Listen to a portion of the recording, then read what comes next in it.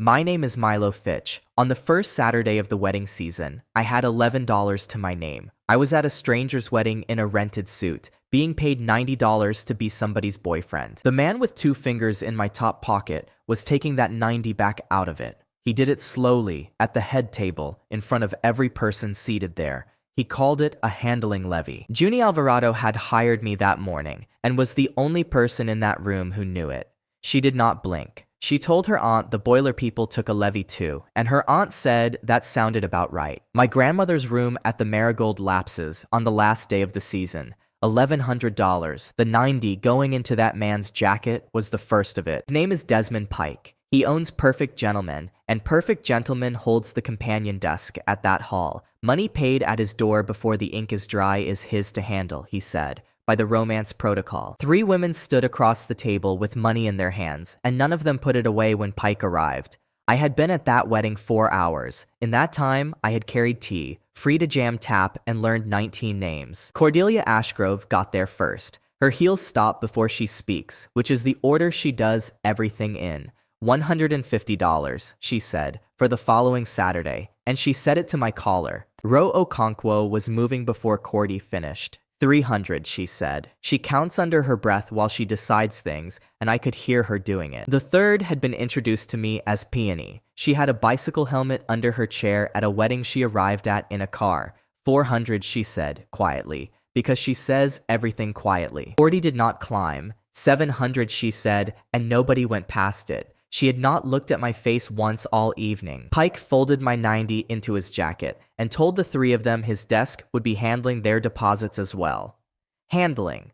He used the word twice in one sentence, and it meant nothing either time. That was when Junie Alvarado spoke, with half a sausage roll in her hand. She told the room this was exactly what she had been saying about the flat, and that if the boiler people took a levy too, they would be washing in the sink until spring. 4 grandmothers at table 9 laughed. Theodore the caterer laughed into a tray. Nobody there heard a hired boyfriend. They heard a couple with a boiler problem, which is the only reason I was still working 40 seconds later. 6 hours earlier, I stood in her cousin's hallway holding a laminated index card with my own life on it. 2 years of us, a bank queue, a bad boiler, and a surname that was not mine, because she thought Fitch sounded too much like a real answer. She had paid $11 to rent the suit. Her father wants to meet somebody, and she has been telling him for a year that there is somebody. That is the whole of it, she said, and ate a bread roll she had taken out of the kitchen. She rehearsed me badly. She fed me the answers and corrected the ones I got right. Say the bank won, she said. I said the bank won. She said that was too smooth and told me to say it worse. Then she said the thing that was not on the card. If this goes wrong, she said, I started it and I will say so. I told her nothing would go wrong. I was 4 hours from being wrong about that. The hall gave me a table plan and no instructions, so I did what my grandmother taught me and asked the oldest woman in the room what was not working. Table 9 had 4 of them and the best view of the head table. Junie's great-aunt Perpetua said the tea had stood since 2 and tasted like a coin, so I carried 4 fresh cups over.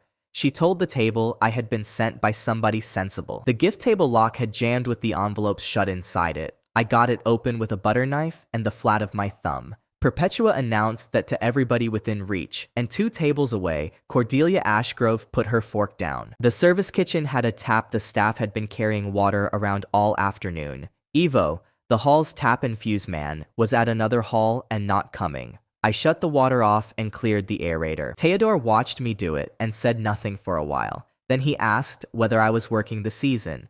I said I was a second-year student with $11. He said he would take that as available. The bride's cousin had a toast to give and had gone the color of the tablecloth. He was afraid of forgetting his sister's husband's name. I wrote it on his cuff, and he got through it standing up. By 7, I had 19 names and was using all of them. A stranger's mother pressed a second helping on me and called me too thin. I walked one of the 4 grandmothers to her car because the ramp was wet. She was still watching at 7. Every time I looked up, she was already looking, and she never once looked away first. A woman in a gray coat had been at the service door a while, and she stamped something before she spoke to me. Her name is Willa Crabbe. She has chaired the Concord for 41 years, and she had come for another companion and found me carrying a teapot through a wedding with no registration at all. She asked who I was working for. I said a friend of the family. She asked what the family had paid the friend, and I made the mistake of taking a second over it. She did not lecture me. She took a small book out of her coat, wrote my name into it, handed it across, and said it was a compliance measure and not a favor. Then she went back to her tea. It is called a register. It writes in its own hand. It records every booking made against your name, and it prices every open date beside it. Only the man holding it can read that page. Mr. Alvarado came in from the cars at 8:30, having missed all of it, and asked my surname. I said Hale. The book wrote Fitch over the top of it, while I was still saying the second word, and he watched the page move. He asked what that was. I said the halls keep ledgers. He asked why one had my name in it. I said the caterer had hired me for the season, which was true, and the only true thing I ever said to him. Junie got me out of the chair before he could ask a third question. In the corridor, she said one word, and the word was Fitch, and then she stopped talking, which is how the evening came back round to 3 women holding money out at me. I told Cordy I was not free. I told Ro I had exams. I told Peony she did not want me at anything. Willa put her cup down. A registered companion serves the highest standing bid on any open date, she said. The book chooses. The man does not. She has never once had to raise her voice at me. I asked what happens if I simply do not turn up. She said a man who does not turn up is struck from the rolls and paid nothing, and nobody struck from the rolls works a hall in this city again. Then she gave me the one that owned my next 9 weeks. The book holds every fee you earn. It pays out when you leave the trade in good standing, on the day you leave and not 1 day sooner. Pike was enjoying this. He was still enjoying it when Willa told the table that a registered man's fees go to the book and no desk touches them, and that the only money past her reach was what he had taken before there was ink. So 3 deposits went into the book, and my 90 stayed in his jacket. He had won $90 and lost $700 and the rest of the season, and it took him 4 seconds to finish that sum. He recovered well. He offered to represent me for 15% and said I would never speak to the Concord again. I said no. He wrote my name on his clipboard instead of filing anything. On the way out, I read the book. Beside the first open date after theirs, it had written $500, and not one of the 3 of them had opened her mouth about that date all evening. I walked into that hall with $11 and a rented suit. I walked out priced at $500, with a Saturday sold over my head and 3 women's deposits in a book I had tried to refuse in front of witnesses. Grandmother recognized the book before I had my coat off. Inez Fitch narrates her own kitchen while she works, and she stopped narrating, which she does not do. She said she carried one of those for 16 years. I asked what happened to it. She said the kettle was boiling and put 2 spoons of tea into a pot that takes 3, which is what she does when a subject is shut. Sister Agnes wants $1,100 before the season closes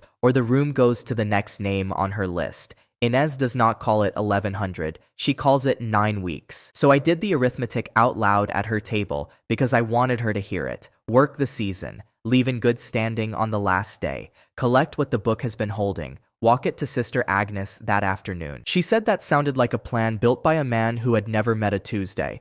Then she asked whether the last day was free. I said I would spend all of it arguing her case with Sister Agnes. I was still sitting across from her when the ink moved. The book took the season's last day and wrote a booking into it at the Winter Garden for the Concord's annual ceremony. That is the one day of the year when every family in the trade is in one room. She asked what I was looking at. I said nothing. 9 weeks is 63 days. One of them was gone, and the last of the 62 had just been sold to somebody else. Cordy Ashgrove bought that Saturday for $700 and spent the first 10 minutes of it marking my legend in red fountain pen. She had my index card copied out in her own hand, annotated like an essay she intended to give a low mark. You met in a bank queue, she said, and nobody meets in a bank queue. Then she wrote in the margin anyway and told me to keep it because a bad story I already know is safer than a good one I do not. Then she gave me the list, and the list was that she wanted me to be bad at this. Not rude, she said. Dull, measurably dull, in her grandmother's house for 3 hours. There were 7 items. Answer in 6 words or fewer. Refuse the kitchen, learn nobody's name, have no opinion about the fish. I asked why she had paid $700 for a disappointment. She said that was the first correct question I had asked, and did not answer it. What she wanted was for her people to stop being visibly happier with a boy she hired than with anything she has ever done herself. She did not say that. I worked it out over the fish. Odile Ashgrove opened her own front door and told me she had been promised a quiet one. Cordy's grandmother holds a Concord seat and is delighted by all the wrong things, and I did not know either of those yet. Item 1 went first. I gave 6-word answers about buses and my course, and Odile informed the table that I was restful. Restful. She said it twice. Cordy put her fork down. In my pocket, the book moved the next open Saturday from 700 to 800, and there was nobody in that room bidding for anything. Item 2 lasted until the soup. I sat with my hands in my lap and refused the kitchen twice, and Odile's sister handed me a jug anyway and said she liked a man who waits to be asked. Item 3 was silence for 10 minutes, which I can do standing up. Odile announced to 12 people that I was the first guest in years who did not perform and asked Cordy where she had found me. Cordy said the correct thing about a mutual friend and corrected her aunt's grammar in the same breath. The book went to 900 while she was doing it. I had watched her set that room 20 minutes before anybody arrived. She moved her grandmother's chair so the garden door sat in her eye line, and she put the water glass where the good hand could reach it. At the table, Odile touched the arm of that chair and said somebody had finally thought of it. She said it to me. She thanked me for it in front of her granddaughter, warmly, at length, twice. Cordy had set that room before every dinner in that house for years, and I know it only because I watched her do it once and watched nobody notice. There was one chair at that table that nobody sat in, and nobody explained it, and nobody put a plate in front of it either. Odile said her daughter's name once, in the middle of a sentence about something else, and then put it down again quickly. Solvay, she said. Then she asked the table if anybody wanted more bread. 12 people wanted more bread at exactly the same moment, which is the most coordinated thing that house did all evening. There was nothing I could say. I had been hired to be worse than her, and the true thing would have cost her more than the $700 she paid for it. A woman in a gray coat came in with the second course, sat down at the end of the table, and was not introduced as anybody. She stamped something before she took her soup. The Concord keeps a registry of filed engagements, with dates and addresses. That is how Willa Crabbe knew there was a first-week companion at that house. Theodore was catering it, because Theodore caters everything in this city. He caught me in the Ashgrove kitchen carrying plates I had been told not to carry. He asked whether I had met a boy called Fenn. I said no. He said Fenn is 19, registered since March, and has a levy taken out of his hand at a door every weekend he works. I asked how much. He said $40 a job, sometimes $60. And Fenn does 3 jobs most weekends, and the desk keeps a sheet of every one of them. I asked why a desk writes down what it steals. He said, because a desk that stops writing things down stops being a desk. Then he took the plates off me and told me to get back in there. Desmond Pike came through the Ashgrove's front door at 9 with Hollis Bray behind him and a notice in his hand, and he did not wait to be asked to speak. Notice said my registration was provisional and that perfect gentleman would be substituting a trained professional for the remainder of the engagement by the romance protocol. Bray is the finest man that agency has. He is polished, he is sincere about the protocol, and he had pressed his own cuffs. I have never disliked anybody less at a worse time. I did not argue the notice. I had known for 10 minutes what his desk does at a door, and I was not going to be the man who says the word theft in somebody's dining room over the fish. Pike could have served that notice and left with the account. Instead, he asked the table. Let the family choose, he said, between a trained companion and a student in a rented suit. He asked it out loud in front of 12 people, certain of the answer.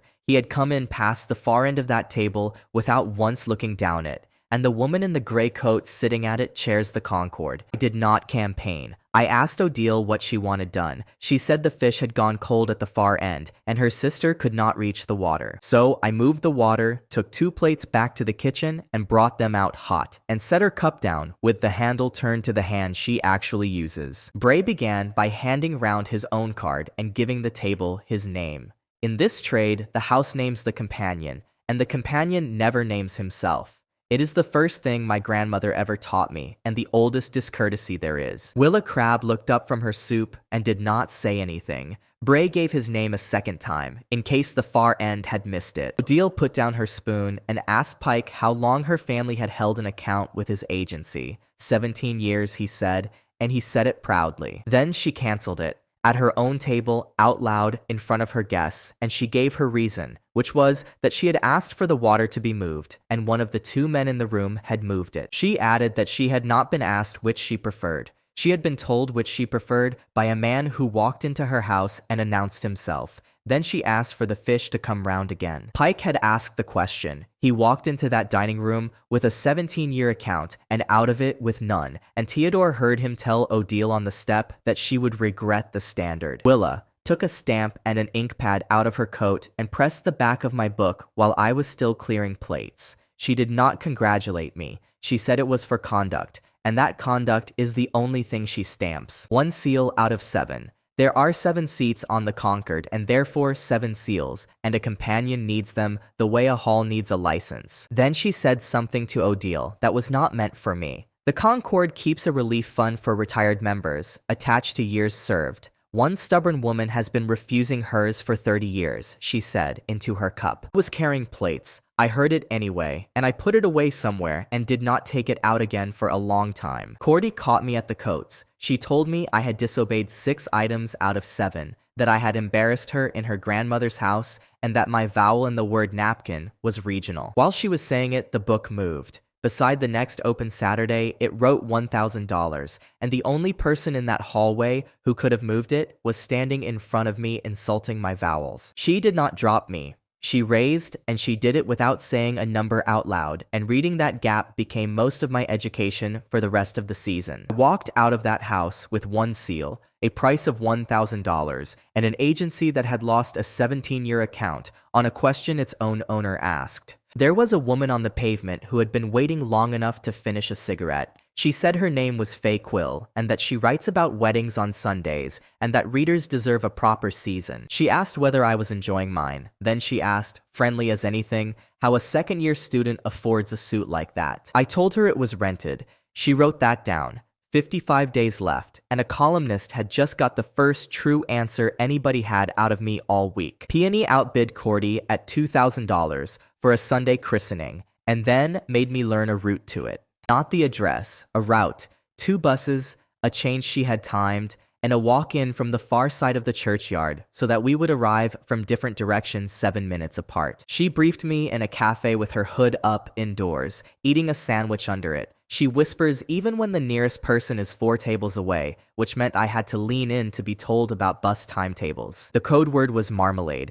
If I said marmalade, she would leave by the kitchen. I asked what would happen if somebody at a christening simply offered her marmalade. She had not built that into the plan. She had a bicycle helmet in her bag, and she wore it on the second bus. Nobody on that bus looked at her, because nobody on a bus looks at anybody, which I mentioned, and she wrote down and did not use. Her name is B. Holt. Peony is the other thing. She had bought herself 14 days of being an ordinary person, and this christening was day 9 of them, and she had not been to one in 4 years. Her family knew. Everybody else in that hall was a risk, and she had priced the risk at 40 minutes, which she said is how long a photograph takes to become a headline. Junie called me from her kitchen while I was still on the second bus. Her father had asked after me at breakfast, and she had told him I was at my cousin's christening, which is a lie she invented on the spot and would now have to keep. She asked what the food was like. I said I had not arrived. She asked what the client was like. I said quiet. Then she said she was not asking that, and then she said it again, which is how I knew she had been. She talks with her mouth full, and she never runs out of things to say.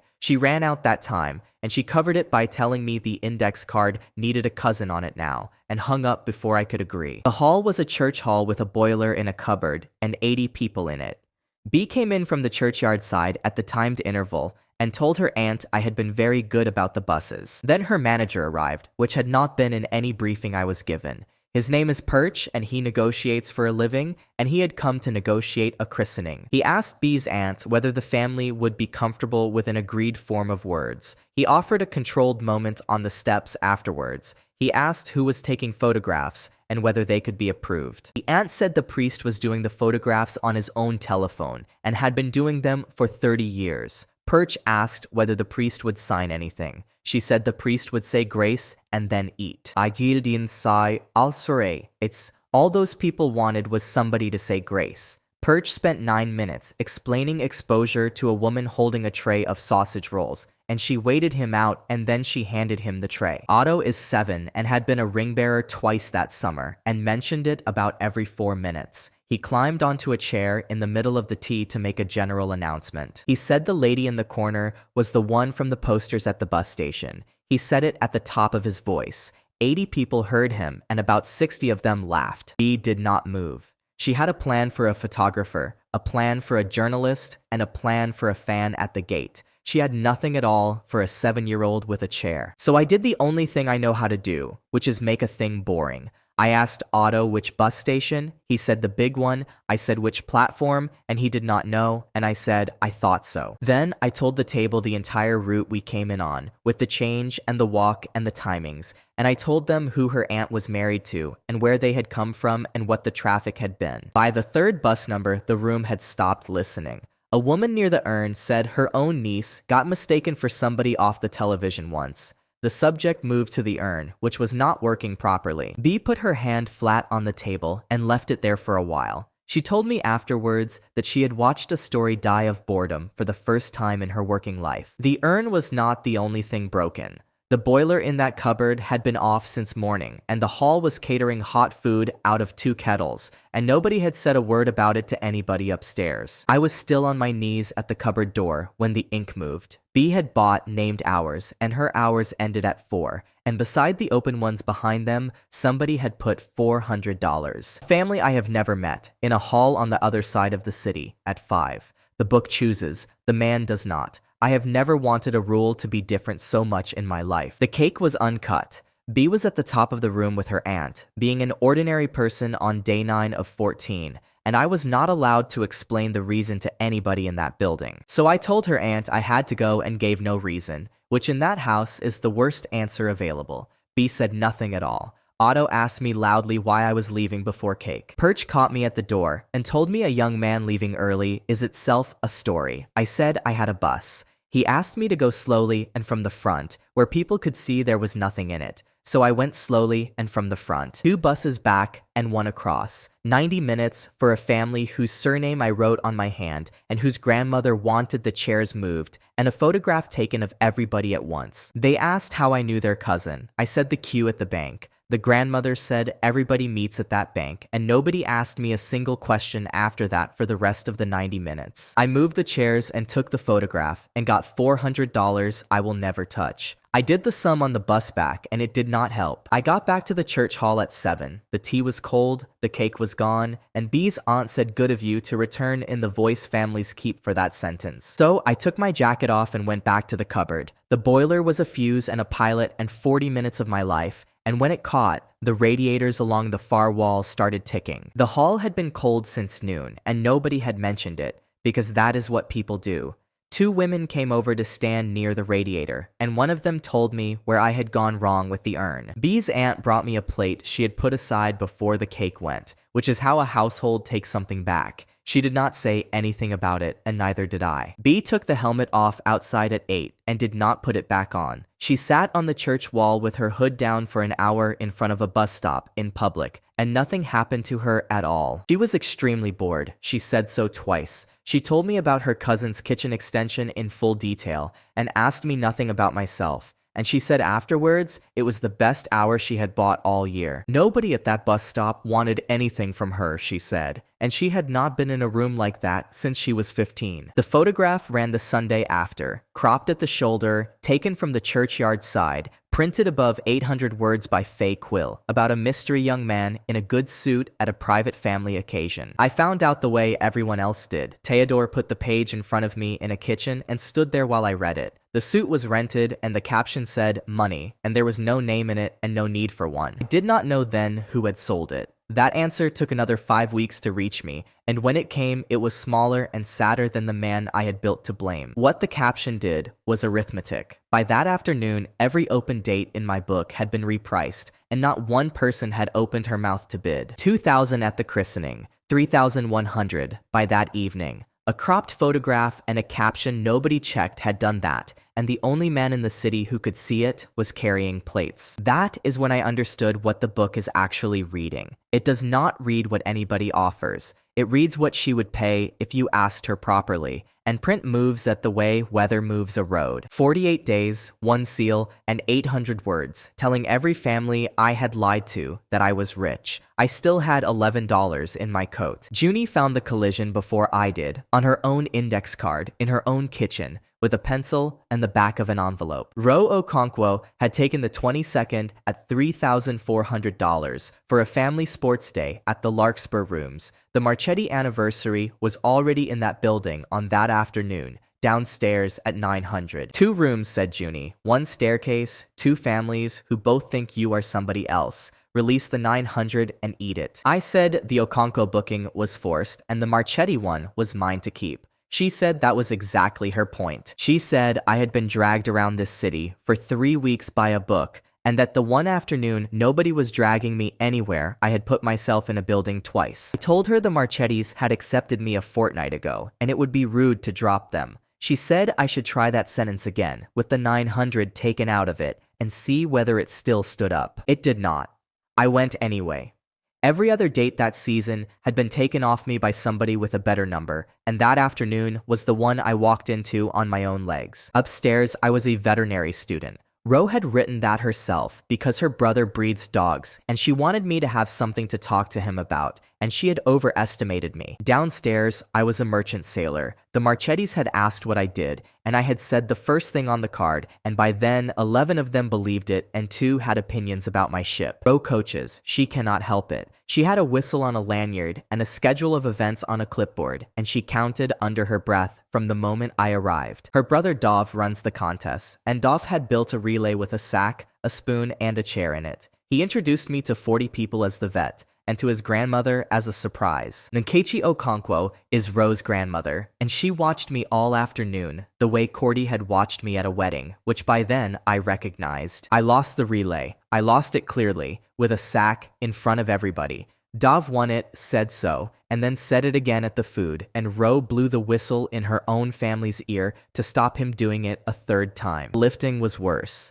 Their uncle put up something I could not move off the ground and asked me what a vet does about that. I said referrals and got a laugh I had not earned. Ro does her event by 9 seconds. That is her margin, nationally. And I had heard about it from 3 separate relatives before I ever heard it from her. She did not compete that day. She organized, counted, timed, and coached, and she gave me one job, which was to keep the smallest cousins moving so nobody's grandmother had to. I did that. I also carried the chairs out, taped the finish line down twice because the wind lifted it, and learned which of the ants takes sugar. Then somebody at the long table introduced Ro to a visiting family as the one who is still not married, in that tone, and did it in front of her. Ro raised her voice once. She said her name, then her event, then the 9 seconds, and told the table she would like to be introduced by any of the 3. The room went quiet and then went back to the food. She hated having done it. I know because she said so to the clipboard, not to me, in a voice she uses for nothing else. An aunt came over 10 minutes later and thanked her warmly for organizing such a lovely afternoon.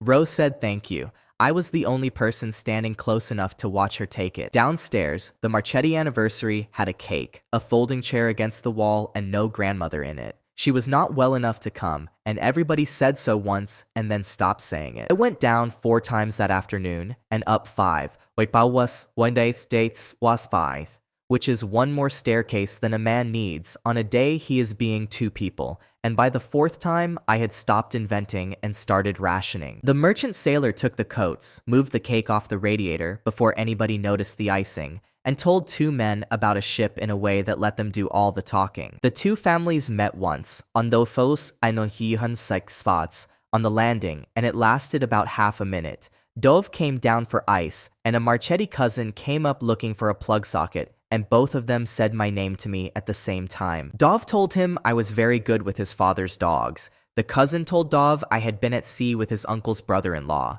There was a pause I could have parked a bus in. Then each of them decided the other had misheard, because that was less work than the alternative, and they went down the stairs together talking about the ice. 2 men who have both been told something will do almost anything, rather than be the one who got it wrong. Mrs. Halloway caught me on the stairs between the 2 of them. She is Nonna Marchetti's sister-in-law. She has a seat on the Concorde, and she had been upstairs for a plate of the good ham. She said the young man who is a vet upstairs was a sailor downstairs and asked which of them was bringing the ham down. She said it pleasantly. She was not asking a question. I told her the truth, which is a thing I had not done for a client's family that season. She said she had worked that out at the top of the stairs and had been waiting to see what I would say. She did not tell anybody. She told me she would not be stamping my book and that she would keep her seal until her own family needed something, and I did it without asking why. I asked what the something was. She said she did not know yet, and that this was rather the point of it, and went down with the ham. Upstairs, Nikichi Okonkwo stamped my book before she left. Not for the relay, she said, because I had been beaten by a man with a spoon. She had watched me tape a finish line down twice and keep 4 small children off a road, and she said, conduct is what she stamps. 2 seals out of 7, and the second one came from a woman who had not spoken to me all afternoon. Both families went home happy. That is the thing about that afternoon, and it is why the cost of it stayed invisible for another 4 weeks. The cost was standing at the door when I came out. Fen is 19 and had signed the Larkspur sheet in that morning because Perfect Gentleman's Desk charges that haul by the head and somebody junior always signs. The sheet said 1 companion for 2 rooms. The desk does not care which man served which room.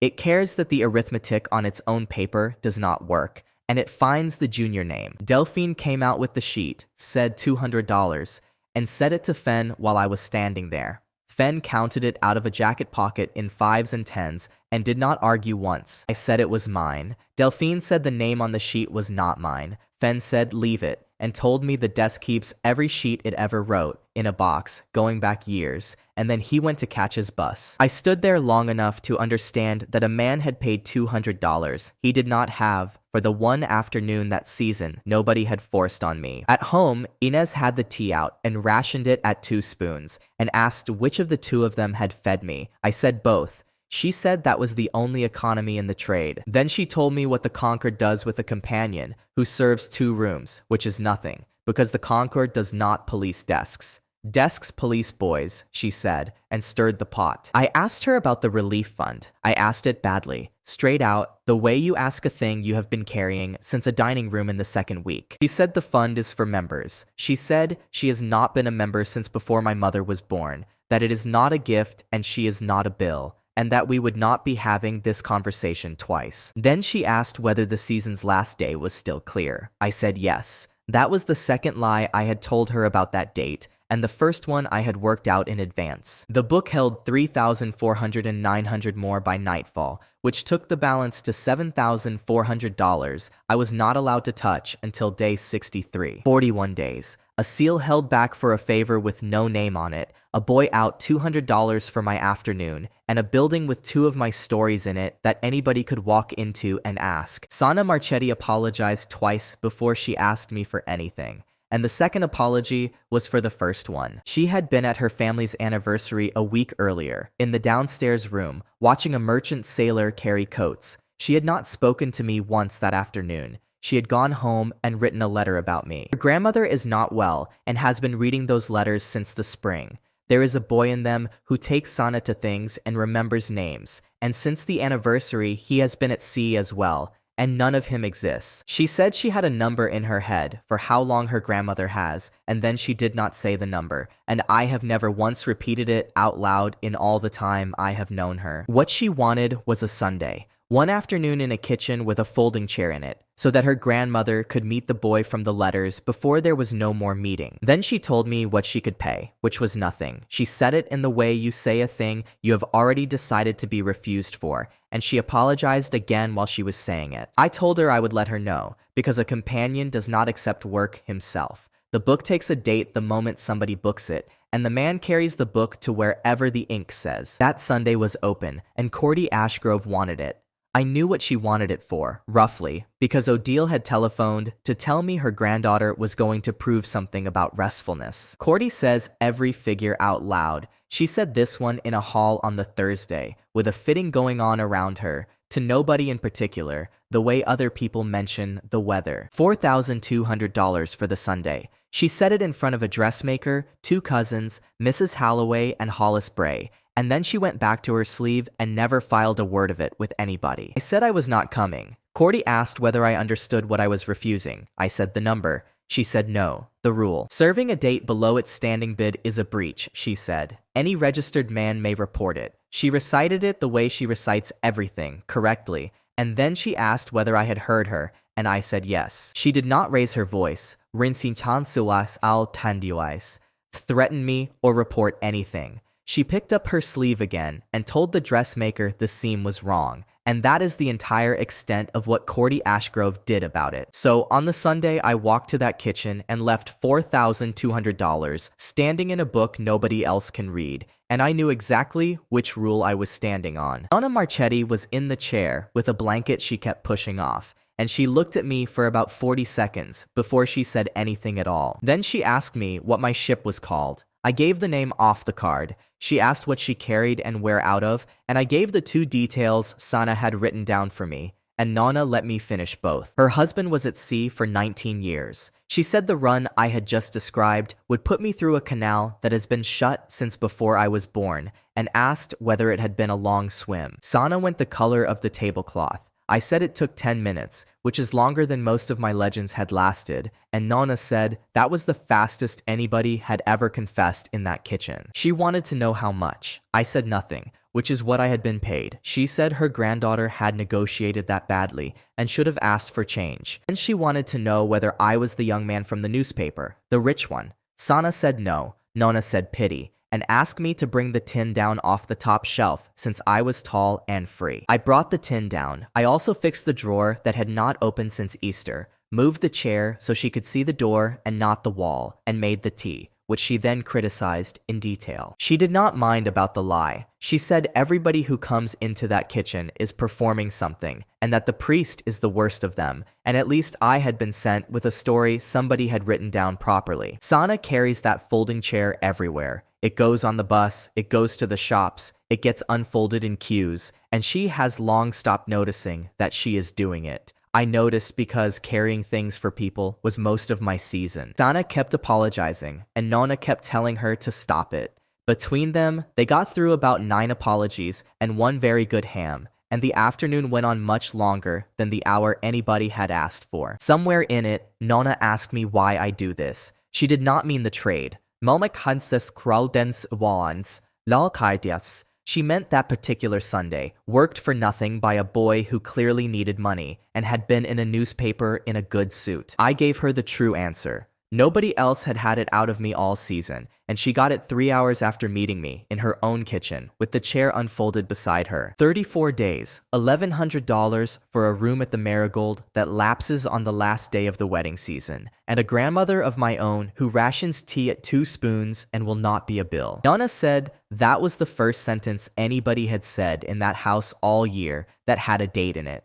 Then she asked what happens if I miss the date, and I said I would rather not do the arithmetic in front of her. She had a Concord seat. Nobody had mentioned that, and I had not asked, because I had stopped asking who in a room might be one of the 7. She stamped my book at the door with a stamp she keeps in a biscuit tin, and she sent word to Willa Crabbe the same evening about what she had watched and why, because a seal without a reason attached is just ink. 3 seals out of 7. The 3rd came from a woman who had paid me nothing at all, which is a sentence I have thought about more than any other from that season. Hollis Bray was in that house. Mrs. Halloway had brought him, because Mrs. Halloway wanted Nonna to meet a properly trained companion, and because Mrs. Halloway does everything for a reason. Bray had been at the fitting on the Thursday. He heard Cordy say $4,200, and on the Sunday, he watched me work an afternoon I was not the highest bid for. And he is a registered man, which gives him standing. He came and found me by the coats and asked me, straight out, whether I had taken the lower engagement.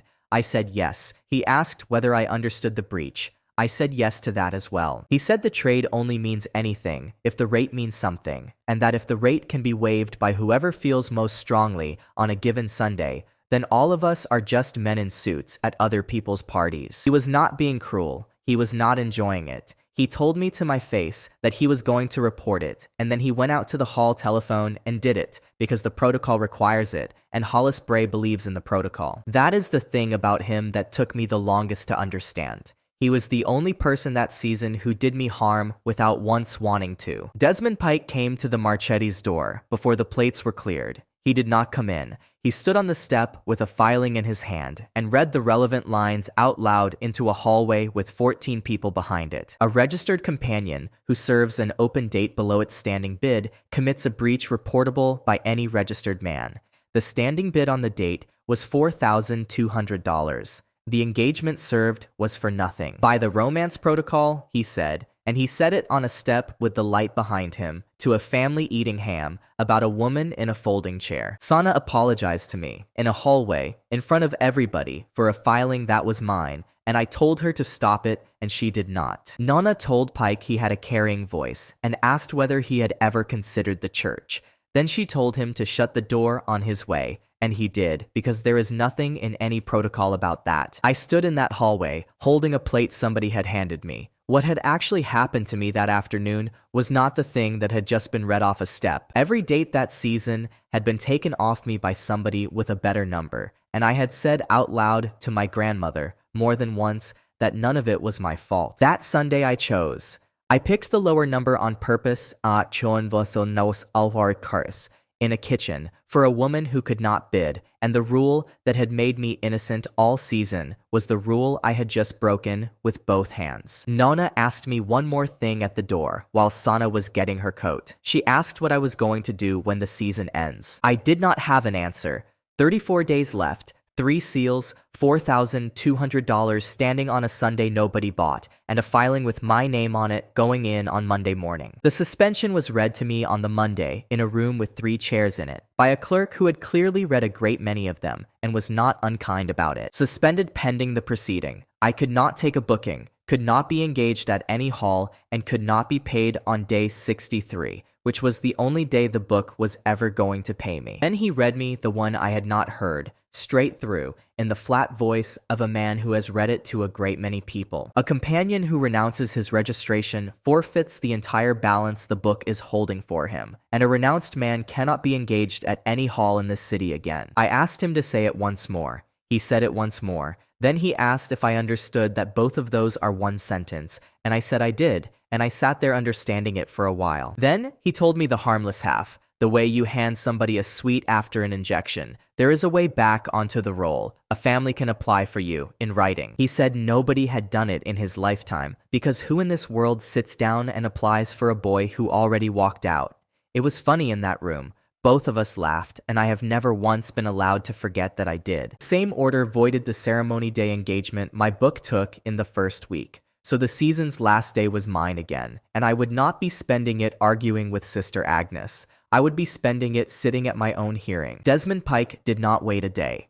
By Wednesday, there was a perfect gentleman man at the door of every hall in the city at a discount, and a printed announcement that the Concord could now see what a trained agency does. He said it to a room of caterers and to 2 of the 7 seats, and he said the trade had been carried all season on improvisation and sentiment. The next Saturday was an Alvarado wedding at the Winter Garden, which is the hall where all of this started, and Junie put me on the guest list because a guest is not an engagement. So I sat at a table with a plate in front of me and watched 3 trained professionals work a room I had worked in a rented suit, and I was not allowed to lift anything heavier than a fork. Hollis Bray was magnificent. He arrived at the correct minute. Greeted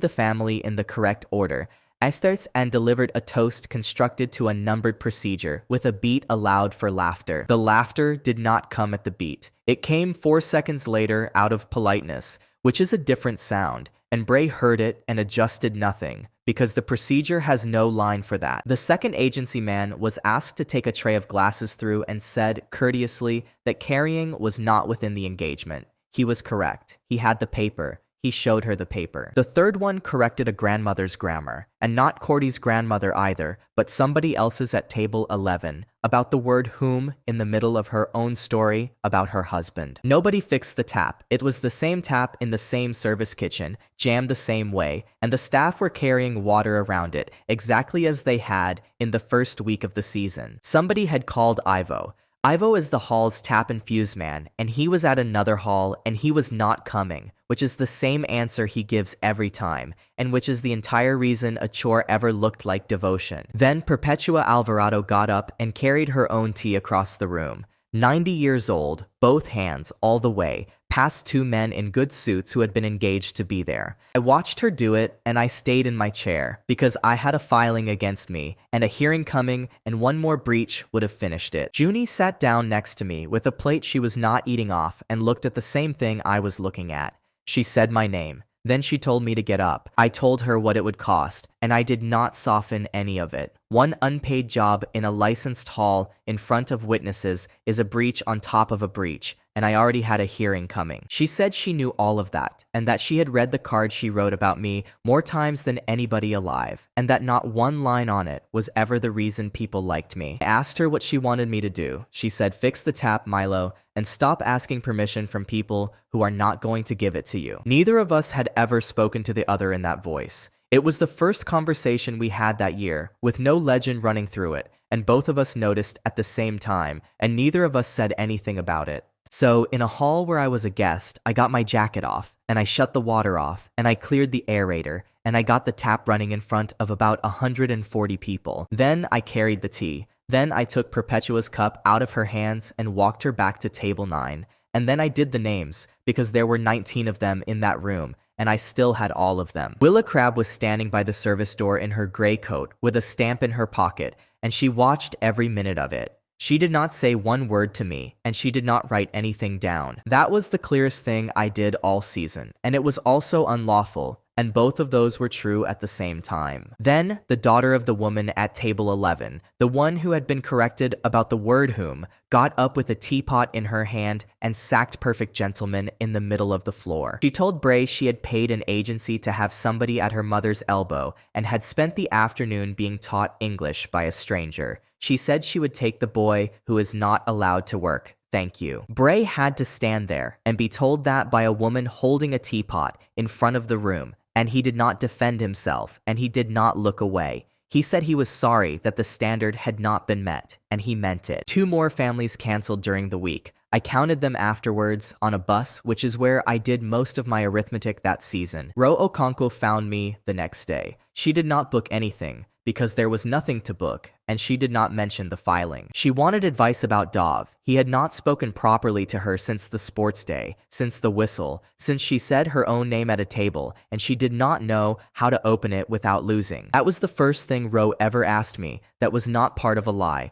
and she asked it on a week when I was worth nothing to anybody, and I have kept that. I told her to ask him to time something for her. She said that was a coach's answer. I said it was her brother's answer, and she went and did it, and it worked, and she told me so a fortnight later. Then I went to give Fen his $200 back. I had $11. So what I actually had was a plan involving a bus and a conversation about installments, and I had rehearsed the conversation. Fen said it was already paid. Somebody had walked into the desk on the Tuesday, paid the fine in full, and left no message. Latiful and Lesabert beads. And Delphine had entered it in the sheet as settled. Theodore knew. Theodore had been made to promise not to say, and he kept that promise for about 9 seconds, which is roughly the length of his promises when he thinks somebody is being an idiot. It was Cordy. Theodore had told her about the fine in a kitchen the same way he told me, and Cordy Ashgrove had gone to a desk and fixed the one thing money could fix, because money is the tool she trusts. Fen had asked Delphine to confirm what the levies came to across all the men on her sheets. She would not tell him. She would not say anything at all, and she did not throw him out either, and he thought that was strange enough to mention. Faye Quill was waiting outside my building on the Thursday, with the offer already written down, which is how you know somebody has planned a conversation. She wanted names,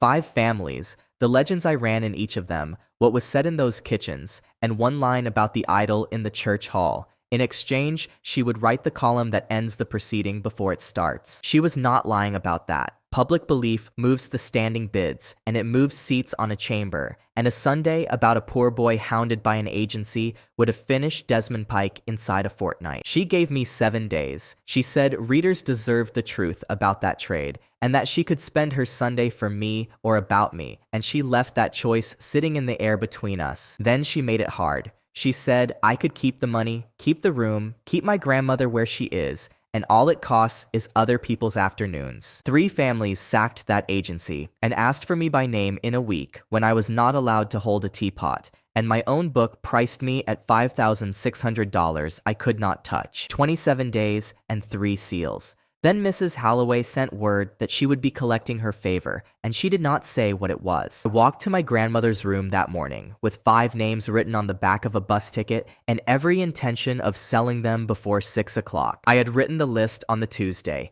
5 families, what I had been in each of them, and 1 line about a church hall, which was the line Faye Quill actually wanted, and the only one I had hesitated over. I had done the arithmetic more times than I have ever done any arithmetic. 20 days, $1,100, 1 proceeding that ends, 1 room that does not lapse, 1 grandmother who never finds out how. What I had not planned for was Junie calling all 4 of the others to that room and telling none of them who else was coming. She had rung them on the Wednesday. She told me afterwards she did it because I had gone quiet, and that I go quiet in one particular way, and she has known that way for 2 years. Cordy arrived first, on time, which for Cordy is 9 minutes early. She looked at a room with 4 chairs in it and a wardrobe and did not say a single thing about either. B came second with the hood up and took it down in the doorway when she saw there was nobody to hide from, and then had nowhere to put it and put it back up. Ro arrived with a bag and stood, because sitting was not what she had come to do.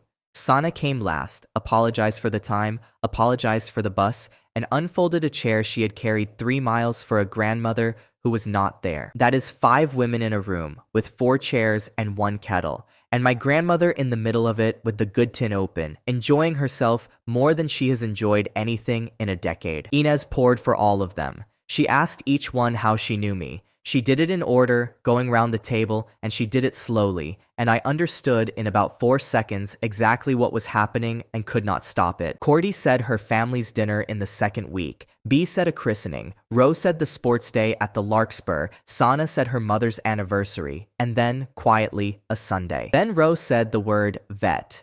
B said the word cousin. Sana said the word sailor, and Cordy, who had been marking my legend in red pen since the 2nd week of the season, put her cup down very precisely. 1 fact went off 5 different ways in that room, and not one of them was the same shape as another. Ro laughed. Actually laughed, once hard at the ceiling, and then stopped and asked whether her grandmother had known when she stamped, and I said no, and she said right, and sat down for the first time. B wanted the operational detail. How I had held 2 rooms in 1 building, what I had done about the staircase, how long the sailor had lasted in a kitchen with a sailor's widow in it. 10 minutes, I said. She said that was generous of me. Cordy asked for the dates rather than the stories. The dates in order out loud, and she wrote them on the back of something with the fountain pen, and her hand did not move at all. Sana did not react to any of it. She had known I was hired since the first 10 minutes of a Sunday, and she had never once minded, and she sat there with the chair unfolded next to her, like a person waiting for a bus. My grandmother took Cordy aside at the kettle, of all 5 of them, and asked which one of these girls is the one. Cordy said she did not deal in guesswork. Then she looked at Junie for slightly too long, and Inez said thank you and went back to the pot. Junie stood up before anybody could get to her. She said she had known from the first minute, because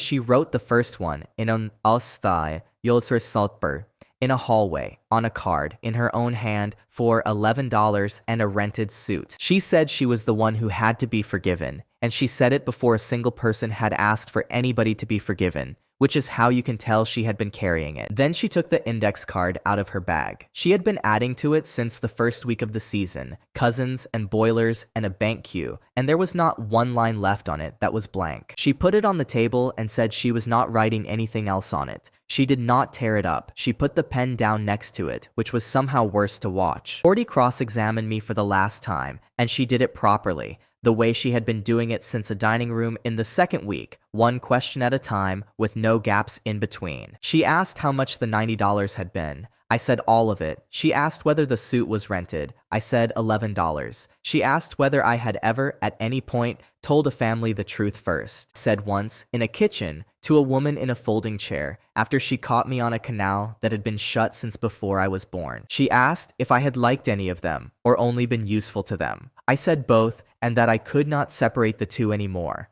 and that this had stopped being a comfortable answer somewhere around the 4th week. Then she asked the one I could not answer, and she asked it flatly, with the pen down. She wanted to know what the book says about her. I told her the truth, which is that no man may read another man's register, that mine says a figure beside every open date, and that I am not permitted to tell any client what hers is. She said that was a rule. I said it was, and she said she had noticed I only find rules load-bearing when they suit me, and she was right, and I did not have anything to put against it. What she did not ask, and what I could not have said if she had, is that the figure beside her name had gone up 9 times since the Sunday she was refused, and that she had not opened her mouth once in all that time. Then I took the bus ticket out of my pocket because it was 4:30 and Quill's Sunday closed at 6, and I put 5 names on my grandmother's table in front of the 5 people they belonged to. I told them exactly what was on it and exactly what it was worth. A column that ends the proceeding, my registration back, $1,100 in time for the close of the season. B said she would do it. She said she would give Quill her own name for the front of it, the one on her passport, and that it would be worth 4 of my columns and would cost me nothing. I said no. Then I tore the ticket in half on the table, which was the most theatrical thing I did all season, and I am not sorry about it. And then the room went off. Cordy started pricing lawyers. B started pricing coverage. Ro was on her feet asking who exactly we needed to go and see, and Junie was telling all 3 of them that I was still standing there. Ro put the whistle in her mouth and blew it in my grandmother's room. Everybody stopped. She has used that whistle on a family, on a relay, and on her own brother, and that was the first time she used it to make a room let somebody else speak. Mrs. Halloway knocked about 90 seconds after that, which is the only genuinely unfair thing that happened to me all season. She had come to collect her favor. She stood in the doorway of a room containing 5 clients, 1 grandmother, and a torn bus ticket, and she said she needed it done that evening. I had spent 5 weeks imagining what she would ask for. She asked me to scrub her front step and do her brass, on my knees, on a Friday, before her sister came on Sunday, because her sister has been remarking on that step since 1974. So I went and did it. Cordy came and held the bucket and said nothing about it to anybody, ever, and 2 women on that street asked whether I was the young man from the newspaper. Mrs. Halloway watched from the window for a while and then came out with the stamp. She said she had needed to know whether I would do a job that had nothing at all in it for me on the worst day I had going. She said she had watched me carry ham up a staircase for 2 families at once and had not been able to tell.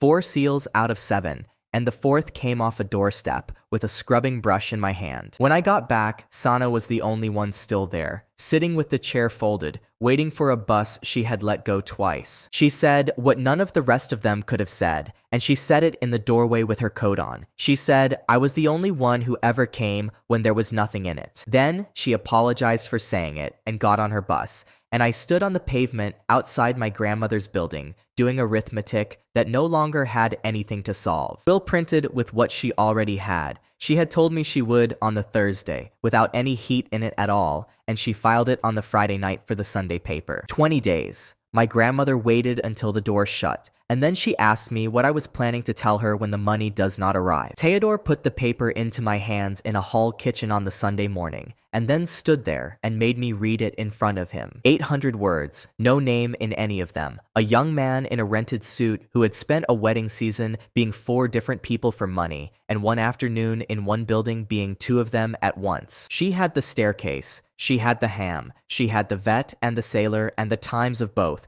and she had them accurate. And that is what stopped me arguing with any of it. Asked Theodore why he had made me read it standing up. He said because I would have read it alone otherwise, and a man reading a thing like that alone gets it wrong about himself. The families did not react together. That is the thing nobody tells you. It went through households rather than between them, and it took 9 days, and it was still going when the season ended. The Okonkwo house split at its own table, and Keiichi Okonkwo came to a hall on the Tuesday and took her seal back out of my book in person in the doorway, with the stamp still in her handbag. She said she had stamped conduct at a sports day and had since learned that the young man doing the conduct was a veterinary student who has never been near a veterinary school. She said it once, correctly, and she was not wrong about any of it. Ro did not withdraw anything, because Ro has nothing to withdraw, and she said so to her grandmother at the table in a voice I have heard her use twice. Dov took his sister's side against his own grandmother, over the ham, in front of 16 relatives. He said he had been beaten in a relay by a man carrying a sack, and he would not be pretending the sack was a lie. That house is still split. Nobody in it has changed their mind since, and I stopped expecting anybody to. Mrs. Halloway took hers back on the Wednesday. She had released it 4 days earlier on a doorstep with a scrubbing brush in it. She said she had stamped a man who does a job with nothing in it, and that she had not stamped a man who does 2 jobs with everything in them. She apologized for the timing. She did not apologize for the withdrawal. 4 seals down to 2, and that was the first time the count had ever gone backwards. Willa Crabbe would not be lobbied. Odile Ashgrove tried on the Thursday, and 2 of the 7 seats tried between them. She told all of them she stamps conduct and had not yet heard this conduct explained by the man who did it. There was a wedding on the Saturday that I was not allowed to work, so I went and stood at the back of it as a guest, which is a rank with no duties and nowhere to put your hands. 2 families argued about that column across the tables for an hour and a half, and not with each other. They argued across each other at volume, using me as the subject and never once addressing me, while I stood by the door. Theodore kept walking past and handing me things: a jug, a folded cloth, a tray with 1 glass on it. He never said a word about it, and he did it about 6 times, and by the end, I was holding a lamp. The fuse went in the back corridor at 8:30, and I fixed it, out of sight, in the dark, because I have never in my life been able to walk past a fuse. Somebody's aunt came round the corner while I had the cover off and stood there watching. She did not tell the room.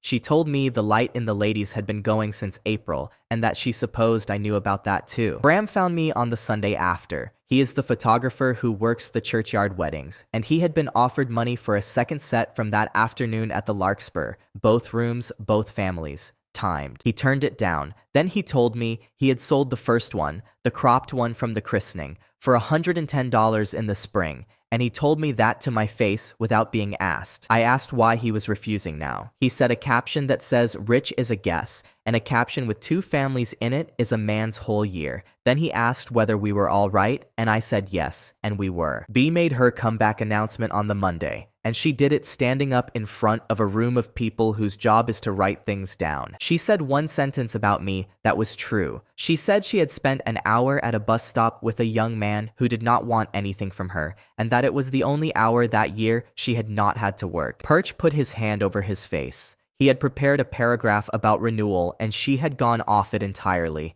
And by that evening, a great many people who had never heard of the trade were looking at a suspended companion with no seals to speak of. Her fame did not fix one thing, and that is the only place all season where the size of somebody's audience could have solved something and did not. Cordy came to the Alvarado's door in person on the Tuesday and stood on the step and told them, in front of 2 neighbors, that she had engaged me, that she had marked my legend herself in red pen, and that she would say so to anybody. She was not warm about it. She was extremely cold about it, and she corrected Mr. Alvarado's grammar while she was doing it, and I would not have had it any other way. Mr. Alvarado is the one who cost. He had been the target of the first legend, in a hallway, on a card, and he had come in from the cars that night and asked me my surname. He did not shout. He asked me 1 question, which was how long, and I said all season, and he asked whether his daughter had known, and I said from the first minute, because I would not be buying anything with her name. Then he said the sentence I still have. He said he did not mind being lied to by a boy who needed $90. He minded that he had liked me, and that he was going to have to work out how much of that year had actually been his. I did not have an answer for that. I have had 13 days and then a great deal longer to find one, and I have never improved on standing there. The register office moved on the Friday. Any balance the book is holding for me is struck if the proceeding ends against me, and the hearing was set for the last day of the season. That day is the Concord's annual ceremony. The annual ceremony is held at a wedding, at the Winter Garden, in the hall where a man took $90 out of my pocket in the first week. My own book had taken that date in the first week, and the suspension had voided it, which means the trade gave me back the 1 afternoon I had promised my grandmother, and then set my hearing on top of it. Clients found out the same day what the rules allow. Only a Concord seat may speak to a companion's conduct at a hearing, which rules out a client, a household, and 5 women who had bought 4 different men from the same boy. So, none of them would be permitted to say one word for me in that room, and all 5 of them worked that out inside the same afternoon. And Cordy read the paragraph twice to be sure of it. That evening, my grandmother did all of the talking, and I did not get to answer one line of it, which had never once happened in that room before. She told me why she was struck off, which I had spent my whole life not asking about. It is smaller than anything I had built for it.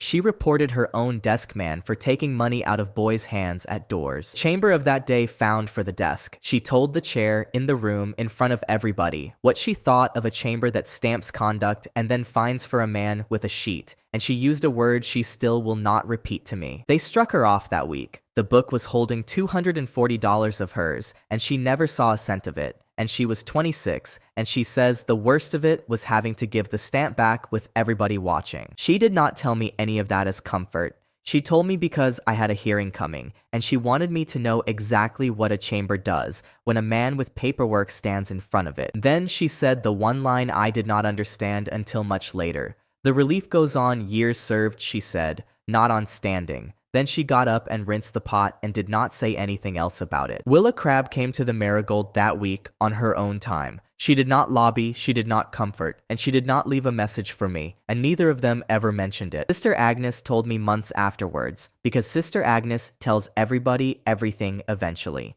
Willa sat in that room for 20 minutes and asked my grandmother one question about the boy she taught. And then she said, "Thank you," and left. 2 grandmothers took their seals back in 9 days. My balance is struck the moment I lose, and the book priced me at $8,200 in the same week nobody in this city would put a name to me. 13 days, 2 seals out of 7, and a hearing in the biggest room in the trade with every family I had lied to already invited. Desmond Pike could have won on the paper he already had, and instead, he stood up in front of the Concord 6 days out and offered to make it interesting. He told the 7 seats he would produce register entries proving I had invented bookings that never happened, and that he would put his own standing behind it. Then he went further, because nobody stopped him.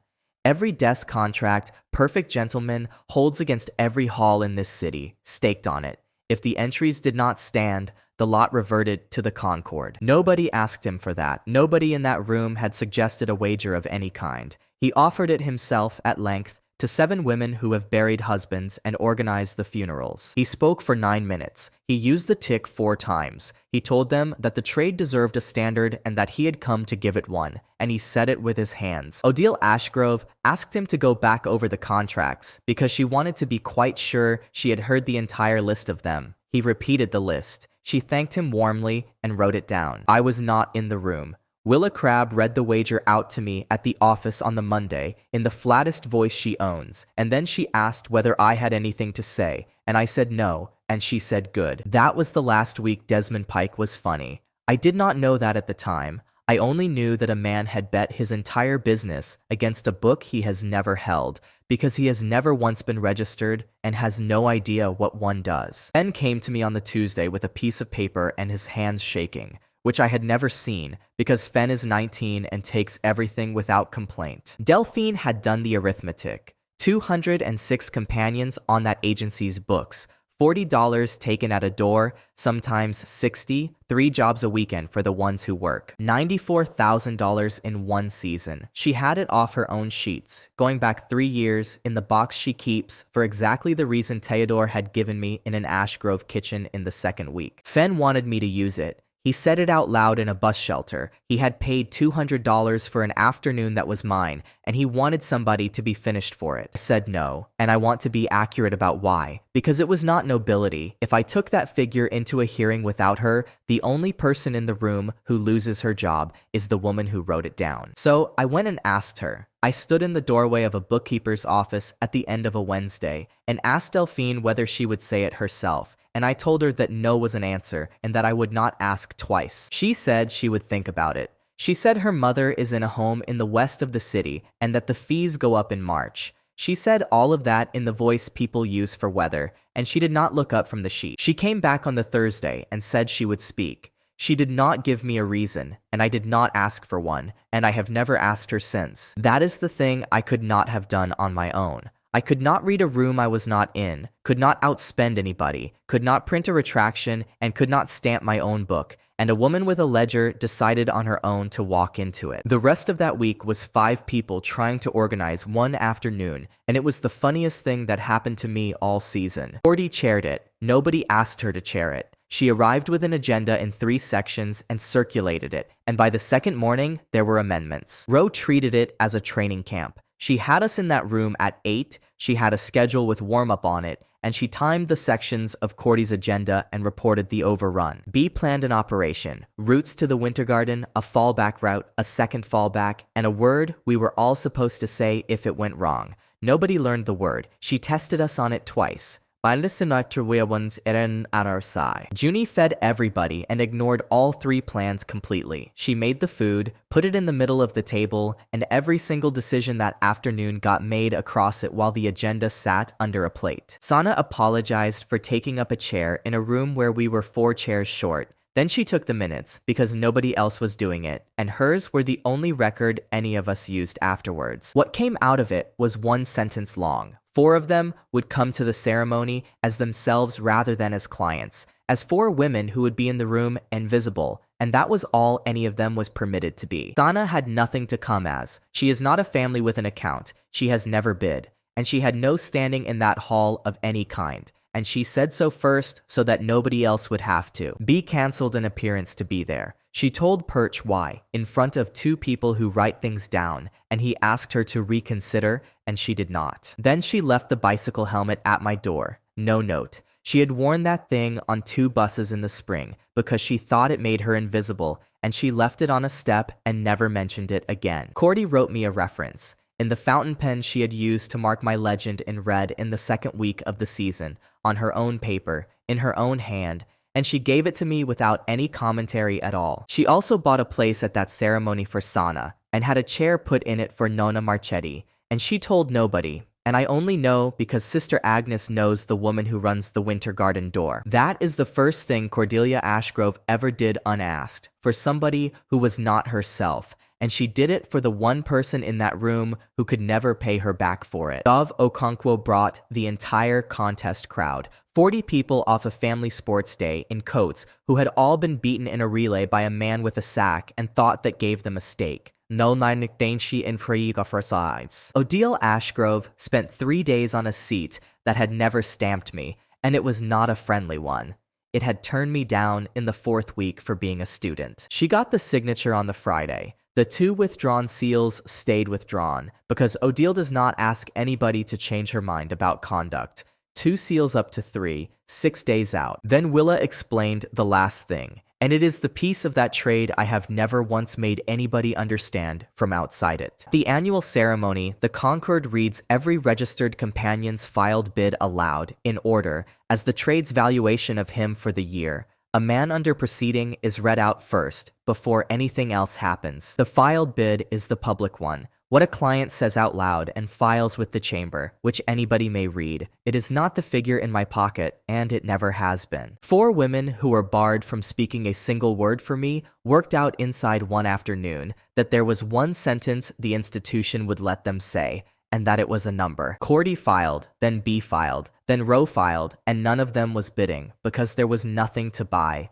There was no date. There was no engagement. There was a suspended man and a room that would hear a figure read out before it heard him. It went up in steps over 2 days until the sheet said $11,100, which is the highest figure ever read at a Concord ceremony, and not one of the 3 of them would tell the others what she had put. Junie filed $11, the price of the suit she rented in a hallway in the first week, filed against my name in a public book, and she did not move it once in the 6 days that followed. Sana filed nothing, because she had nothing, and she came anyway, which is the only reason I can still tell this without minding. In my pocket, where nobody else can look, the true figures moved as well, and they did not move in the same order or by the same amounts, and there was not one word of it I could say to anybody. The 2 women whose public numbers meant the least in that room were the 2 whose private ones I could not make myself look at.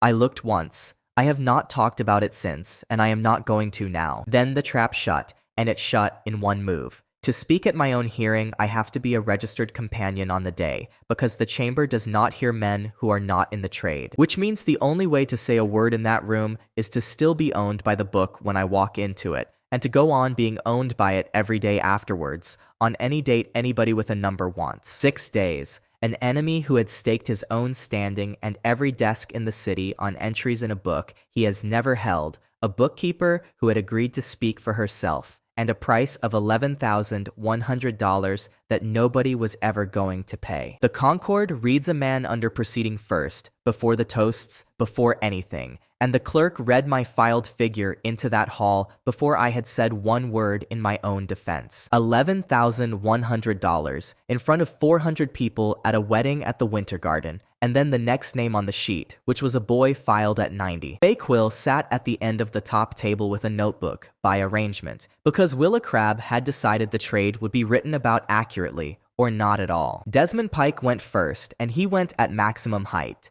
He laid 3 register entries in front of the 7 seats, dated in the 4th week, at halls I have never worked, and said the book had been used to inflate a rate. By the romance protocol, he said, and it was the last time that City ever heard him say it. So I took my own book out and opened it to the 4th week and held it up, which nobody may require of any man and which I did not have to do. The pages for those dates were empty, because that is what a register does with a booking that never happened.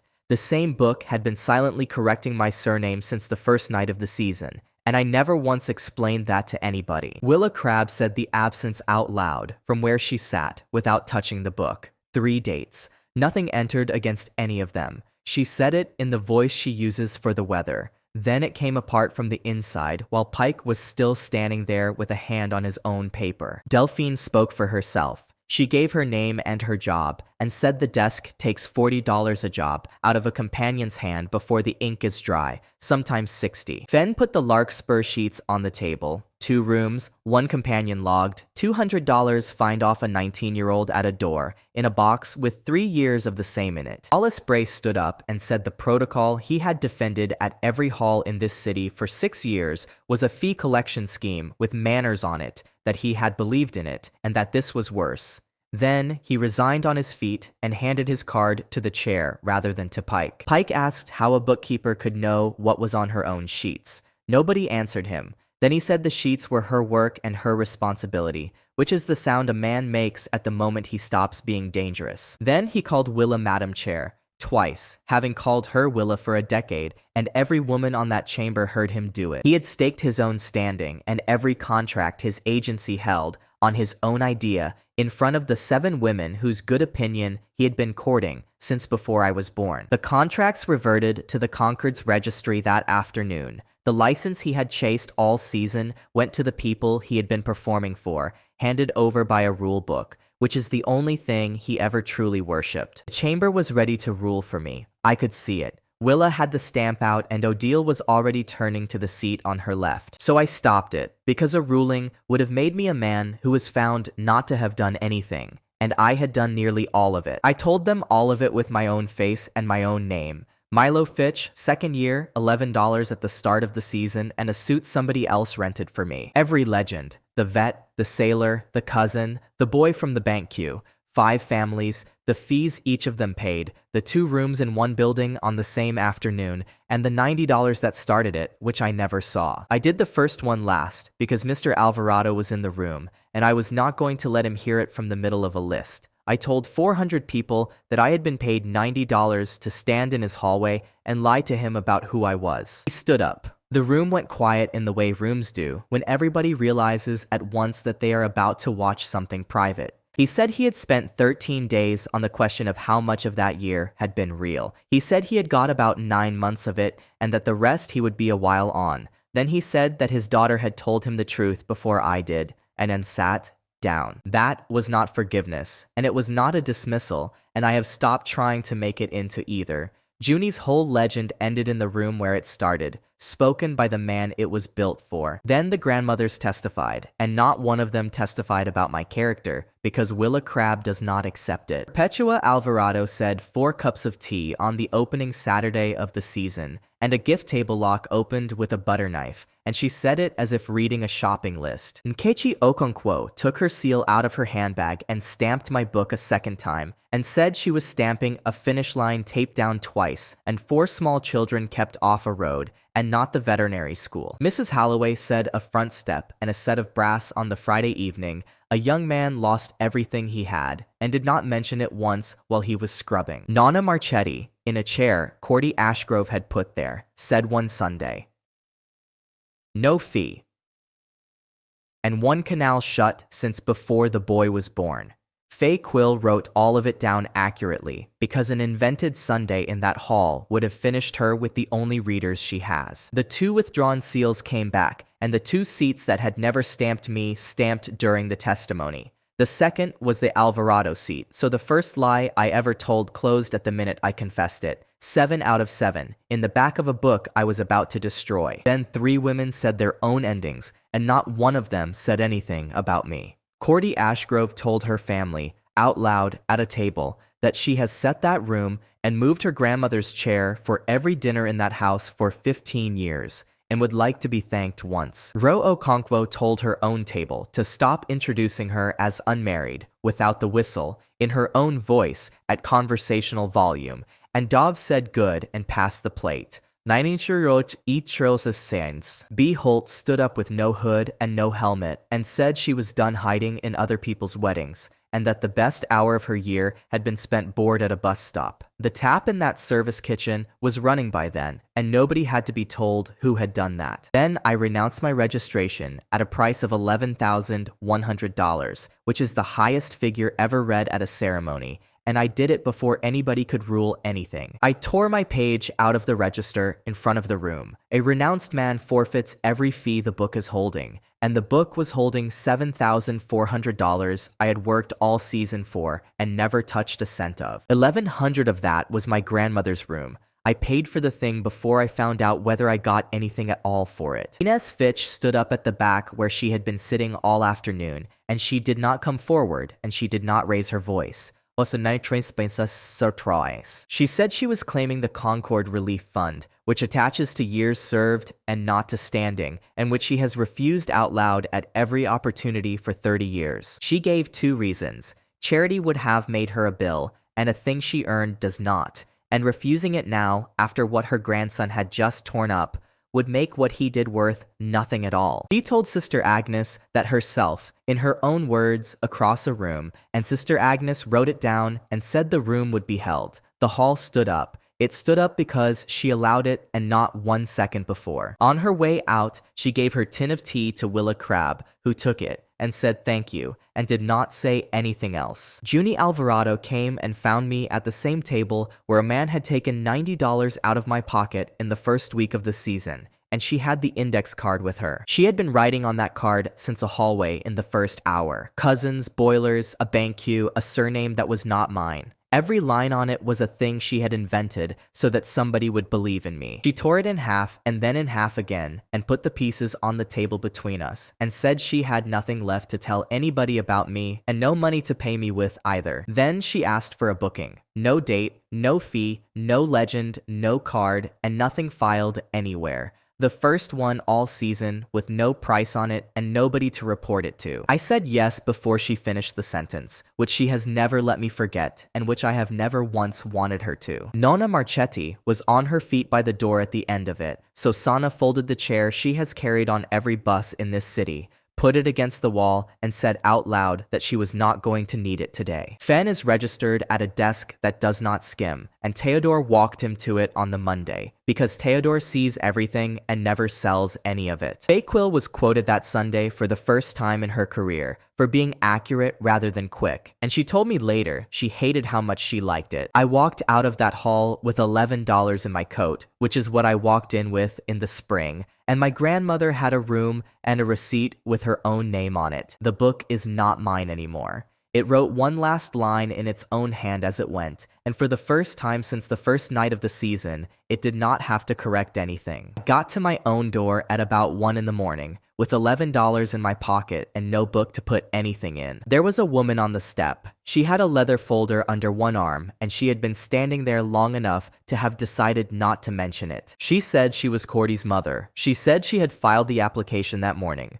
that the first booking entered against my name would be an engagement to her daughter, and that she was very grateful. I had not said anything yet. She thanked me again for that, and then she told me what time the first fitting was. Fitting was Tuesday at 11. She said it the way you confirm something, and then she took a leather folder out from under her arm and held it against her chest with both hands. There was more. There is always more with Solveig Ashgrove, and it never arrives as a demand. The fitting on Tuesday, the photographer on the Thursday, a lunch with cousins on the following weekend, and a date in 10 weeks that all of it was aimed at. The Ashgrove annual ball, 70 days out, fixed before any of this started, and by the end of that sentence, I understood that I had been slotted into a calendar somebody else had been keeping for years. I said I had not agreed to any of it. She said she was very grateful, again, and wrote something in the folder. I said it a second time, more plainly, and she looked up and told me they had already accounted for that. That is her sentence. She says it the way Pike used to say his, except that Pike wanted you to hear scripture, and Solveig wants you to hear an office that has considered your objection and filed it. She left the folder on the step, not handed, left propped against the door, so that picking it up was a thing I did rather than a thing she made me do, and she was already at the car when I bent down. I got upstairs at 1:30 in the morning, and Junie was awake because Junie had waited up to hear how the ceremony ended and had instead heard a car outside. So I told her all of it before my coat was off. The application, the role, the engagement to Cordy, the ball, the folder in my hand with an Ashgrove crest pressed into the corner of it. She read the schedule twice and then asked me what I had been about to say next. And I said I had been about to work out how to keep her out of it. She put the folder down. She told me that if I did that, we were finished. And she said it without any heat at all, which is how I knew she had already thought it through on her own. She said she would not be the reason I was careful. She said she had started the first lie in a hallway with a laminated card and $11, that she had never once been protected from any of it, and that she was not starting now. Then she wanted to know if they had put a figure on it yet. I said no. She said they would, and that when they did, I was to tell her the number out loud on the same day. I did not go to the registry that night, and I did not go the next morning either, whatever everybody assumes about it since. I went to the Ashgrove house at 6 in the morning, uninvited, in the clothes I had worn to my own hearing, because the only way I have ever learned anything about a house is to work in it. The service gate on the lane side had been dropped off its lower hinge and was being lifted over the flags twice a day by whoever came through it. You could read that off the stone from 10 feet away. So I got the jacket off and went underneath it. I had no wrench. I had a spanner out of a bicycle kit and a great deal of time before anybody in that house was going to be awake. The first person out was a woman called Truda who runs that kitchen. She asked me who had sent me. I said nobody. She told me to move the crates in while I was there, and I moved the crates in. The second was a gardener who told me to leave the gate alone because the gate is not ours. It belongs to the lane, and there is a man who comes about the lane. I asked when he last came. He said he would find out. The third was Desmond Pike, in a gray clan waistcoat, carrying coats at 6 in the morning, and neither of us said one word about the last time we had been in a room together. He told me the household does not use that gate. I said the kitchen uses it twice a day. He said that was not the same thing, and that the household entrance for an engaged party is the front, and then he went and hung the coats up. 3 people gave me 3 different orders in about 9 minutes. Trude thought I was casual labor. The gardener thought I was a jobbing man off the lane. Pike knew exactly who I was, and gave me an etiquette ruling anyway. None of them thought I was anybody's fiancé, because in that house, a fiancé does not lie on whetstone at 6 in the morning with a bicycle spanner, and I understood then that my standing there was going to be a permanently open question. I got to the registry at 9 with the gate half done and my hands filthy, and Willa Crabbe read the application to me herself rather than letting a clerk do it, which I think was her being kind. A family may apply in writing to have a renounced companion entered back onto the roll. The application does not require his consent. It was written when the only reason a boy walked out was a quarrel worth mending. I asked how long I would have to be back on for. She said the roll does not work in lengths. I asked what happens if I tear the page again. She told me the answer before I finished asking, and she did not enjoy it. Reapplication takes an afternoon. Any household may file one. A man off the roll cannot work a hall anywhere in the city, so tearing it buys nothing except a week of not working. And then he is back on it and a week poorer. I was holding a wrench I had borrowed off her clerk when she said it, because I had asked to fix the door on the way in and she had let me. And I stood there working out that there was no second exit and that this door had been open all season. Then she gave me the new book. It is a register. It is blank. It already had my name in it when she handed it over, and I had not told anybody at that office what my name was. The 7 seals stayed in the back of the page I tore out. That book is gone and those seals went with it, and this one has nothing at the back but paper. I had earned those over 63 days and about 1,100 small things, and they were not transferable. Willa turned it to a column near the front that I had never once had cause to look at all season. It is headed for the companion's own filed terms. She said nobody has written in one in her lifetime and turned the page back and gave it to me. First entry appeared while I was on the bus. $40,000 entered against a contracted engagement to Cordelia Ashgrove, and the no refusal rule has not been amended since the last time it ruined my life. I have been priced at $11, at $500, at $11,100. This was the first time the thing being bought was not an afternoon. I went and told Cordy myself in a coffee place near her college because she was going to hear it from somebody and I did not want it to be the folder. She did not thank me. She said she had known since the Thursday that her mother had told her the way you tell somebody the boiler is being serviced, and that she had spent 2 days deciding whether to warn me and had decided it was mine to be told properly. Then she got to the thing I had not. She said I was reading it as a thing being done to me, and that she was on the same schedule, on the same page, in the same handwriting, and had been on it since she was 19. I said I was sorry. She said she did not want that either. She corrected my grammar, said the word arrangement twice, and told me that if we were going to be on one page, we might as well both read it. So we agreed to tell each other everything, which sounds like the beginning of something, and was in fact the beginning of an alliance between two people who have never once been in love with each other. Odile Ashgrove found out that evening and telephoned me at 9 to say she had always thought it and that she was going to wear the green. I told her that nobody had agreed to anything and that her daughter had filed a legal application to conscript me. Odile said yes, that was very like Solveig, and asked whether I preferred a long table or rounds. 3 attempts. She could not be made to see a problem in any of them, because in her house, a boy she is fond of is going to marry her granddaughter, and the rest is administration. That woman gave me my second seal for taping down a finish line, and she will be the hardest obstacle in this house. I went back the next morning and finished the gate. It took the lower hinge, 2 packers cut out of a tin lid, and 40 minutes, and the man about the lane never came. Trude watched me hang it and then fed me, which is the first meal I had eaten in that house, and the only thing about it nobody had scheduled. Solveig came out while I was washing my hands under the outside tap. She thanked me for the gate. Then she asked whether I had read the folder. I said I would read it. That is all I said. I did not accept, refuse, argue, or name a figure, and I have thought since that this was the single most expensive silence of my life. So, I am back on a roll. I tore myself off in front of the whole city,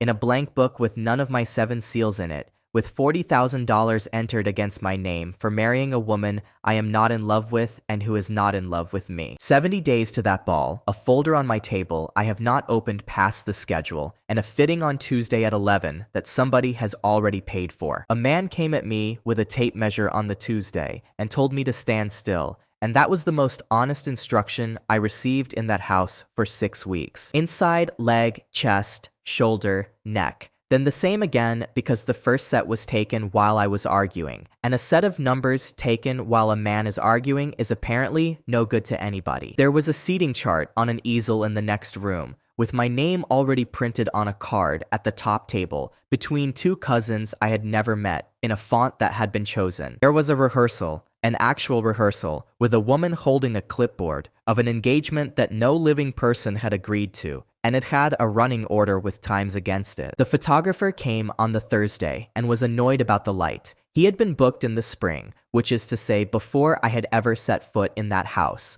for a date the clan had held open for years. The light he wanted was behind a sash in the long room that had been painted shut sometime in the last 30 years, and the household's answer was to move the whole thing into a smaller room he did not want. So, I got a knife off Trude, cut the paint line along both styles, and worked the sash up about 9 inches at one end and then the other, which is the only way that ever works, and it came free with a bang that brought 2 people in from the hall. The photographer got his light. Solveig thanked me for it before I had finished washing my hands. The gardener told me the windows are not ours either, which I am beginning to think is that man's entire position on the world. Deal enjoyed every minute of all of it. She wore the green to the fitting, which is not what the green is for, and told the tailor that I had opened a gift table lock with a butter knife. Desmond Pike took my coat at the door each time and hung it in a room off the hall with 40 other coats in it, and gave me the ticket and said the household thanks you for your patience. He is good at it. That is the thing nobody would believe. He arrives before the guests, he knows which coat belongs to which voice, and he has never once handed the wrong one back. The second time he did it, he said, by the romance protocol, an engaged party is announced by the house. He said it about a coat rail to a boy in a rented shirt, and neither of us had anywhere to put it. I found that harder to be in a room with than any of the 6 times he tried to finish me. When he had a desk, I could hate him accurately. Holding coats, he is just a man who is good at a small job. Junie took work in that house on the Wednesday and told me afterwards, in that order, on purpose.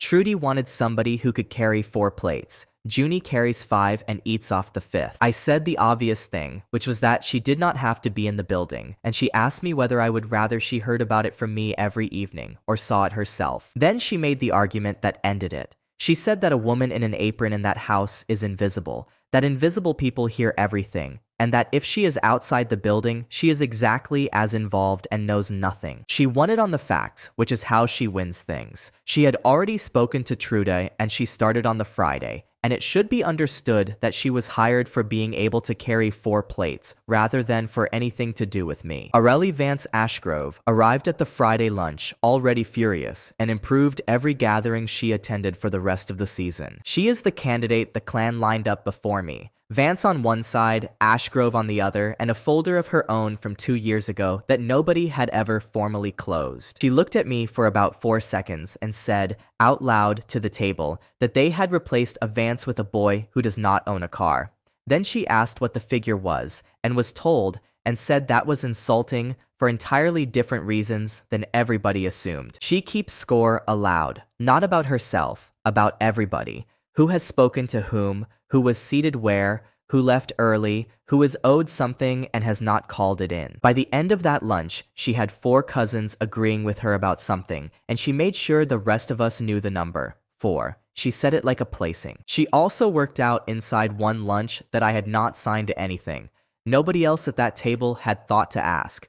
Because in that house, a thing on a schedule is a thing that has already happened. She asked me directly, in front of 9 people, whether there was a signature on it anywhere. I said no. She put her fork down and said, with real feeling, that this was going to be considerably better than she had expected. Then came the rehearsal, and I have gone over this next hour more times than I have gone over anything in my life. They put me at the front of the drawing room with Cordy to walk in as we would walk in on the night, while 14 of her relatives watched, and the woman with the clipboard called the times. Junie was 3 feet away, in an apron with a tray of glasses, because Trudy had put her on the room, and neither Trudy nor the woman with the clipboard saw anything at all wrong with that arrangement. So, I performed. I walked her mother's daughter into a room on my arm at the right pace, and said the words off the running order, and Junie stood against the wall with a tray and did not blink once. She was better at it than I was. She has been better at it than me since the first hallway. She topped up 2 glasses during my line, and one of the cousins thanked her by name. The clipboard woman ran it 3 times. On the 3rd pass, she told me my hand was in the wrong place, and moved it there herself, and Junie collected the empties around the pair of us while it was being adjusted. Then the book moved in my inside pocket while I was standing at the front of that room, smiling at 11 relatives, and it moved twice. A register prices open dates against whoever would truly pay for them. It does not know why anybody is in a room. It priced a date I had wanted for something else entirely, and the figure beside it was hers. I could not look at it, could not take the book out, could not stop smiling, and could not say one word about any of it to the only person in the room who would have understood. Cordy noticed something and covered for me by correcting the clipboard woman's grammar, which bought me 9 seconds. Afterwards, the two of us stood in the pantry corridor and made the only agreement that mattered that month. Everything gets told. Her mother's moves to me, my book to her, no protecting each other from the schedule. She said, and I am quoting, that she was not doing this because she liked me and that I was not to write it down as a friendship yet. Then she went and got me a plate, which she has never once admitted to. I asked her what her mother does when somebody tells her no. She said nobody had in her lifetime, so the two of us would be finding out together, and that she would tell me the same day she heard anything from inside that house. I gave Solveig my answer that evening in the long room with about 15 of them present,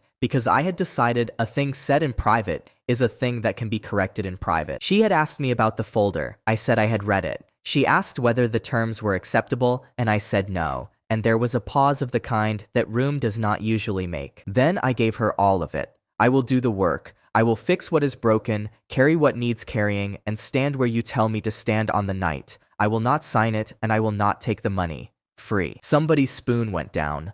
Orally said, to nobody, that this was the most interesting thing that had happened in that house in 4 years. Solveig thanked me. She thanked me for the clarity, said she was grateful, and said the house had accounted for that some time ago. She did not argue and she did not raise, and I did not understand for 3 days that not raising was the answer. A raise is a conversation, leaving the figure exactly where it was said that my word had changed nothing at all. So the counter stood at $40,000 against one word 4 cousins had started keeping score, and I had performed an engagement in front of the woman I actually want, who then went home on the bus with me and ate chips. 63 days to the ball. As we were getting our coats, Solveig asked Junie, "Vad så lättast hade tjejen spine?"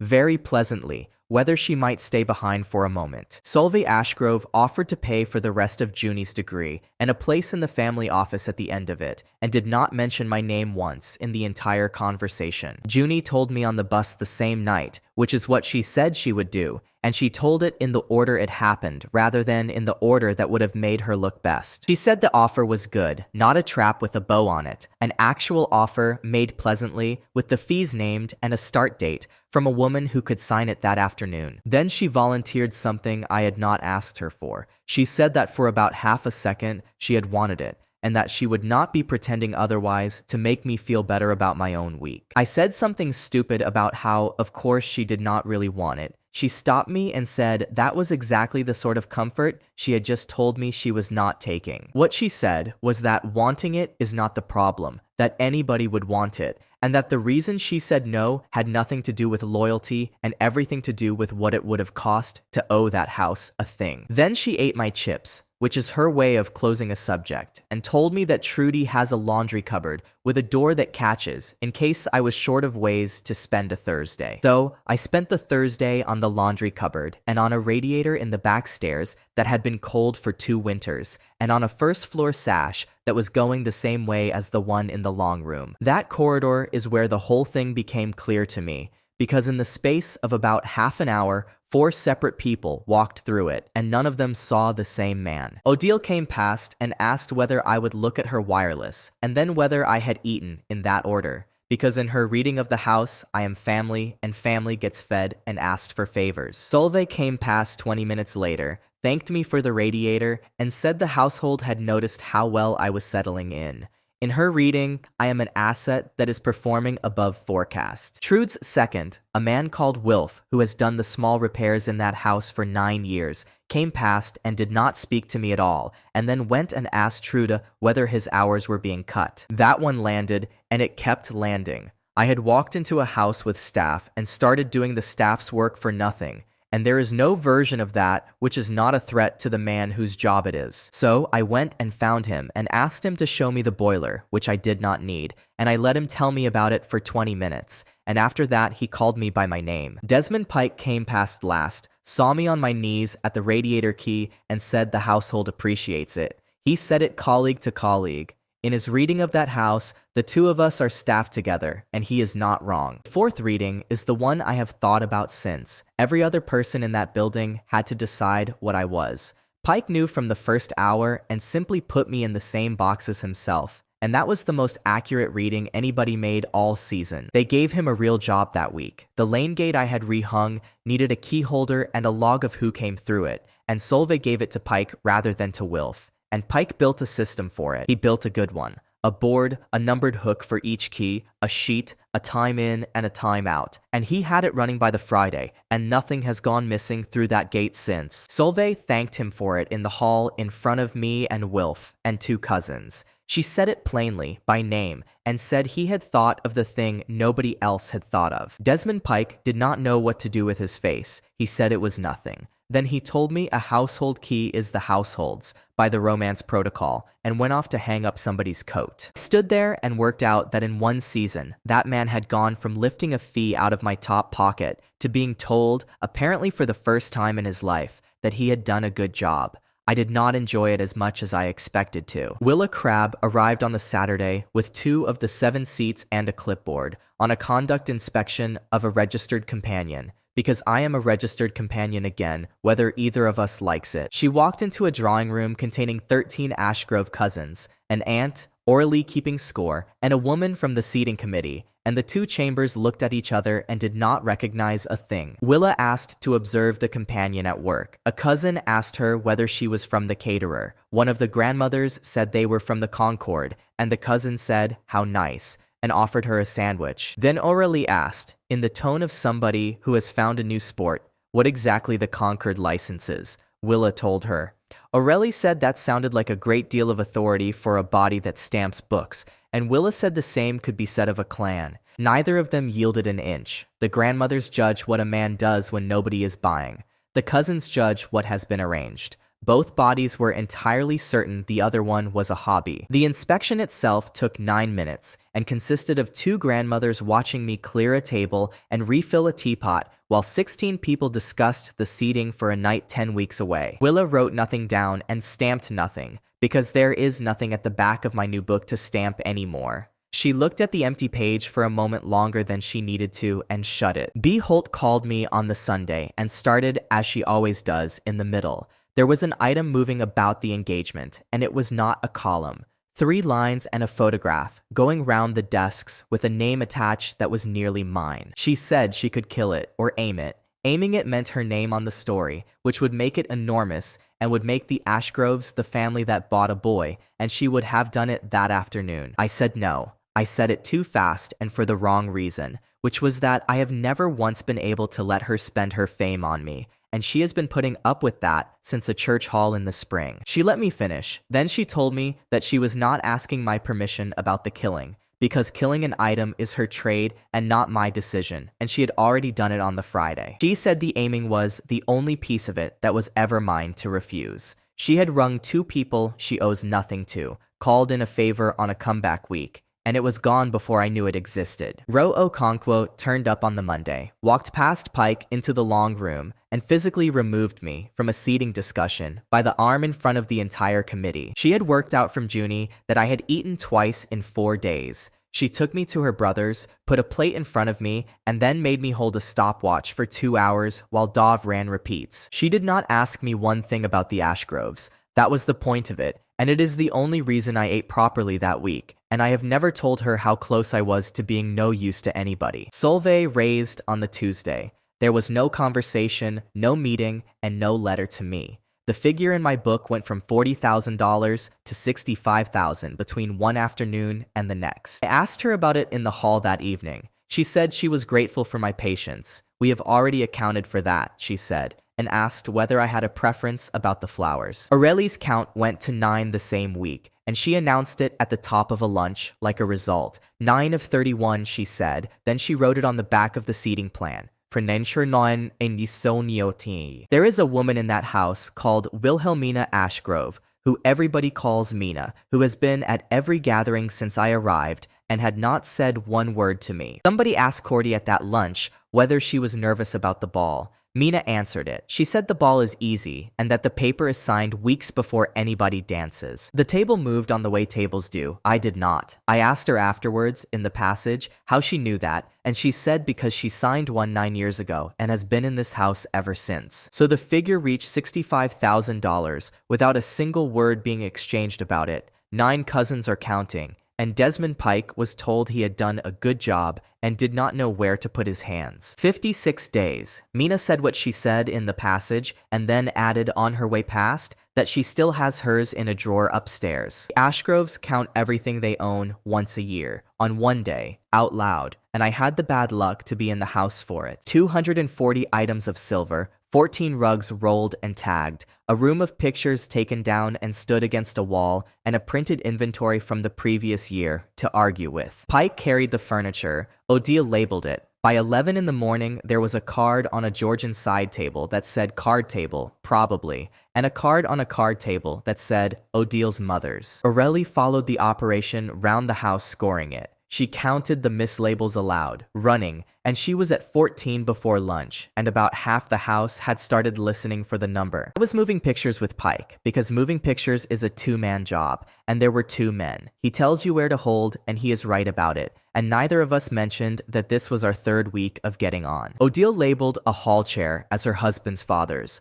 Aurelie said, without turning round, that the man had never sat in it and that the chair came off the Vance side in the year of the flood. Nobody checked. Nobody in that house has ever checked Aurelie. Mina Ashgrove came and found me between the 2nd and 3rd rooms and asked whether I still wanted to see it, and I said yes, and we went upstairs while 30 people counted spoons underneath us. It is a drawer in a bedroom she has slept in for 9 years. Nightdress, a tin of buttons, 3 birthday cards, and a folder with an Ashgrove crest pressed into the corner exactly like the one on my table. Same paper, the same 6 courtesies, in the same order, printed rather than typed, with a space for a figure and a space for a name. Hers said $22,000 and a man called Lorne Vance. She let me read the whole thing. She did not stand over me while I did it, and she never once pointed at a line, and there was no moment where she asked me to understand anything. I asked the only question I had, which was whether anybody made her sign it. She said no. She said that is what nobody believes, and that she read it twice, thought about it for a week, and signed it on a Tuesday with a good pen. Then she told me what happened next, and this is where I had it wrong before I went up those stairs. It worked. That is the whole of it. Lorne is a decent man. They have a house on the north side. She likes his mother, nobody shouts, and nothing has ever gone wrong. She said the house got exactly what it accounted for, and so did she, and that she has had 9 years of a life that fits, and that if you asked anybody downstairs, they would tell you it was a success and they would be telling the truth. I asked her what the problem is then. She said that is the problem. Then she asked me whether I had noticed that nobody in that house had asked her a single question since about the spring of her 2nd year. She would not be a warning. I tried to make her into one twice in that conversation, and she stopped me both times because she is not sorry, is not trapped, and does not want rescuing. And she told me flatly that a woman who is fine is allowed to be fine. What she wanted was to be asked. That was it. She had answered a question at a lunch that had been put to somebody else, and I had turned round in a passage and asked her how she knew. And that was apparently the first time in years. I went back downstairs and did the thing that caused everything that happened for the next fortnight, and I did it deliberately, and I thought at the time that it was clever. I decided to make myself so useful to Solveig Ashgrove that she would not need the paper. If the boy already carries the chairs and mends the gate and knows the seating, what exactly is the contract for? So I worked that house like it was the last Saturday of a season. I finished the inventory carrying. I fixed the 2nd sash and the laundry door and a fuse in the pantry. I learned the names of every cousin over 70 and used them. I sat in on 2 seating meetings and solved a table problem that had been going since June. Because if you have carried food at 40 weddings, you know which 4 people cannot be within earshot of each other. It worked immediately, which is what I wanted, and it was the single worst thing I did in either season. Solveig does not read usefulness the way I meant it. She read it as a man settling in. She read it as agreement in principle from somebody who was being sensible about the details,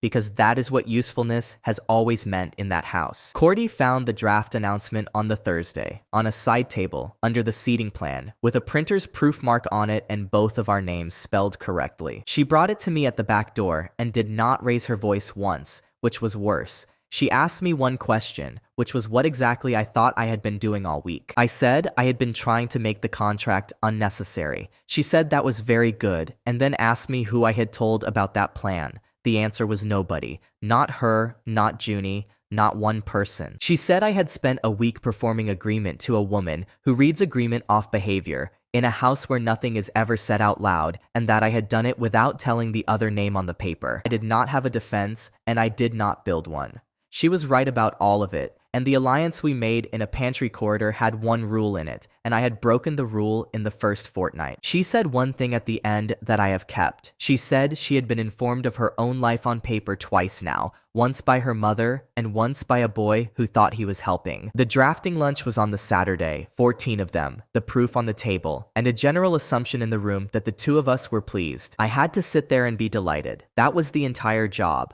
Look pleased about an announcement neither person named on it had agreed to, in front of an aunt who wanted to talk about the church. Junie served that lunch. She came round the table with the fish and stood at my shoulder while Solveig read the wording out, and she did not blink and her hand did not move. I could not hold my face. I had held it through 2 rooms in one building with 2 sets of relatives, through a christening and a sports day and a filing read at a door, and I could not hold it through one proof mark on a Saturday. It was about 4 seconds. I looked at the tray and not at the proof, and I came back to the room too late, and the wording went on being read. Aurélie saw it. Not the aunt, not Solveig, not Odile, who was in the middle of telling somebody I had rewired the pantry, which I had not.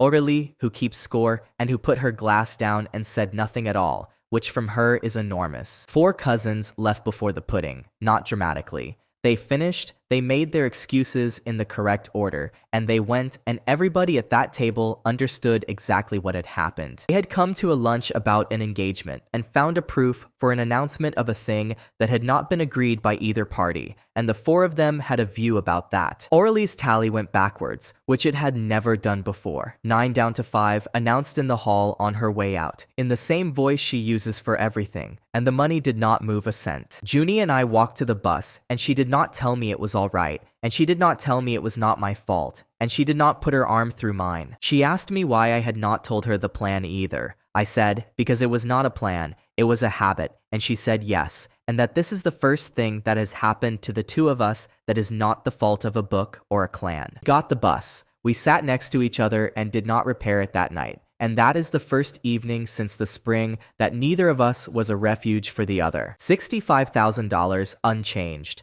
An announcement and draft with 2 names on it, neither of whom agreed to anything, and 4 of the 9 cousins out of the door before the pudding. 49 days, and that proof goes to the printer on Monday week, with 2 names on it and 1 week for anybody in that house to say so out loud. The proof was due at the printer at 10 on the Monday, and at 8:20, Cordy Ashgrove walked into her mother's study and asked her why she was doing this. Not the announcement, not the figure, the whole of it. From the application she filed on the morning of a ceremony she had not attended, and she asked it as a real question and then stopped talking. Nobody in that house had asked Solveig Ashgrove a why in 20 years. A signs times us. They ask her when and how many, and whether the car is needed.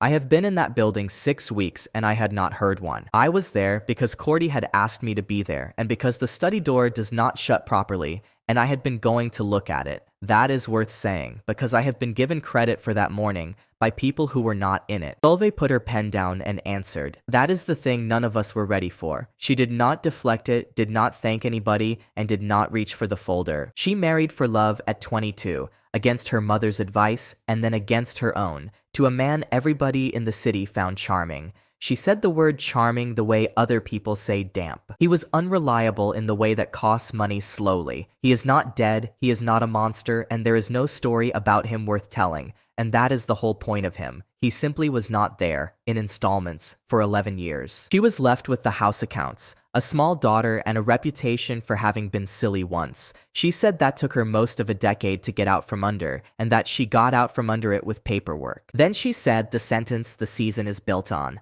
She said she had spent 20 years building an instrument so that her daughter would never, in her life, have to depend on being lucky. She was not lying, and she was not sorry. She looked at Cordy and said that love is a lottery ticket that a family cannot budget against, and that she had watched what one costs and had decided her child would not be handed one. Cordy asked whether she had ever once considered asking her. Solveig said yes, and that she had decided against it because a girl of 19 would have said no, and a woman of 26 would have thanked her. I did not say a word in that room. It was not my scene, and I knew it while it was happening. And the only useful thing I did in that study all morning was to stand still and hear it. Odile came in at the end of it. She had been on the landing, and she did not pretend otherwise, and she was not enjoying herself for the first time since I met her. She said she was the one who told Solveig to marry him. She said it flatly, to the room, at 89 years of age. She said every one of them had been charmed, and she had been the loudest of them. Then she said the sentence that rearranged that house for me. She said her daughter has spent 20 years building a machine so that nobody would ever have to take her mother's advice again, and that she has never once been asked to a dinner where she might give some. I have been at that table. There is a chair at it that nobody sits in and nobody explains, and I had put it down to a house with too much furniture. Solveig did not answer her. She picked the pen back up, telephoned the printer herself, and killed the announcement in one sentence, and the proof never left the house. 90 seconds later, Odile asked whether this meant the church was off, because she had told the church, and we were back in the register that woman lives in, and I have never been more grateful for anything. Cordy said nothing at all for about a minute, and then said she needed a walk, and I went and looked at the study door because it was the only thing in that building I knew how to do. Then I withdrew for a week. I told Solveig on the Tuesday morning, in the hall, standing up. No work in the house, no attendance, no answer, and nothing that could be read as anything. She thanked me for telling her in person, and said they had already accounted for that, and for once since the doorstep, I was fairly sure nobody had. That week was the best week of the second half of this, and nothing in it was at stake, which I think is the entire reason. Theodore put me on 4 jobs in 6 days, a christening, 2 lunches, and a Saturday wedding at a hall on the east side where not one person present had ever heard of the Ashgroves, the Concord, or me. I carried. I fixed a urn, 2 taps, and a fuse box that had been condemned by a man who was wrong about it. I learned 40 names and used all of them, and nobody wrote a single thing down. At the second lunch, a woman asked what I did. I said I carried things. She said her nephew was in carrying as well, gave me his telephone number, and told me the 2 of us should talk, and that was the whole of her interest in me. Nobody in any of those rooms wanted a thing from me, and it took me until about the Thursday to stop waiting for the moment when one of them would. At the Marigold, I did 3 shifts in Sister Agnes's kitchen for nothing, which she accepted without one word about it, and on the 3rd morning, she gave me a bacon roll and told me my grandmother had been unbearable about the relief fund all week. Inez has views about families who arrange things, and she gave me all of them on the Wednesday while doing something to a chicken. She said the trade she came up in was full of arrangements, that half the women she started with were arranged, and that the arrangements were not the cruelty. Being counted was the cruelty. Then she said she had spent 30 years refusing a fund because taking it would have made her a line in somebody's ledger, and that she had been wrong about that for 29 of them and would not be telling Willa Crabbe so. Junie crewed the Saturday wedding with me. We did not talk about the lunch or the proof or the 4 seconds I could not hold my face because neither of us is any good at that conversation. What we did was work a room together with no legend, no card, no client, and nobody to lie to, for the first time since a hallway in the spring, and by about 9 o'clock it was mended. She told a table of strangers that I was her boyfriend, and it took her no effort at all, and she looked at me while she said it, and neither of us had to check anything against a card. Nonna Marchetti was at that wedding in a chair by the top table, and Sana had carried the folding one anyway out of habit and then left it in the van. Nonna asked whether I was still being sold. I said the price was $90,000 by Thursday. She said she had been to 4 weddings that year, and none of the grooms was worth that, and asked me to bring her the good ham. Sana said what I actually needed, on the step, with 2 trays in her hands, and she apologized before she said it the way she apologizes before everything. She said everybody keeps hearing the word free as me giving something away. She said that from where her family was standing on that Sunday, it was the only time all year that somebody had let them keep a thing without having to work out what it cost. Free is not a discount, she said. It is the only price that leaves the other person's hands empty in a way that does not hurt. Then she apologized for the length of it and took the trays in. Cordy came to the hall on the Sunday night while we were stacking chairs and asked me to come back, and she was careful about how she asked it. She said she was not asking for her mother and not asking for me. She said she had spent 1 week in that house being the only person in it who knew what everybody had said, and she was not doing another one alone. She also said, which I did not expect, that she had asked Mina to sit with her twice that week and that Mina had answered both times, and that she had not known you could simply do that. The book had moved on the Thursday from $65,000 to $90,000 while I was carrying urns on the east side.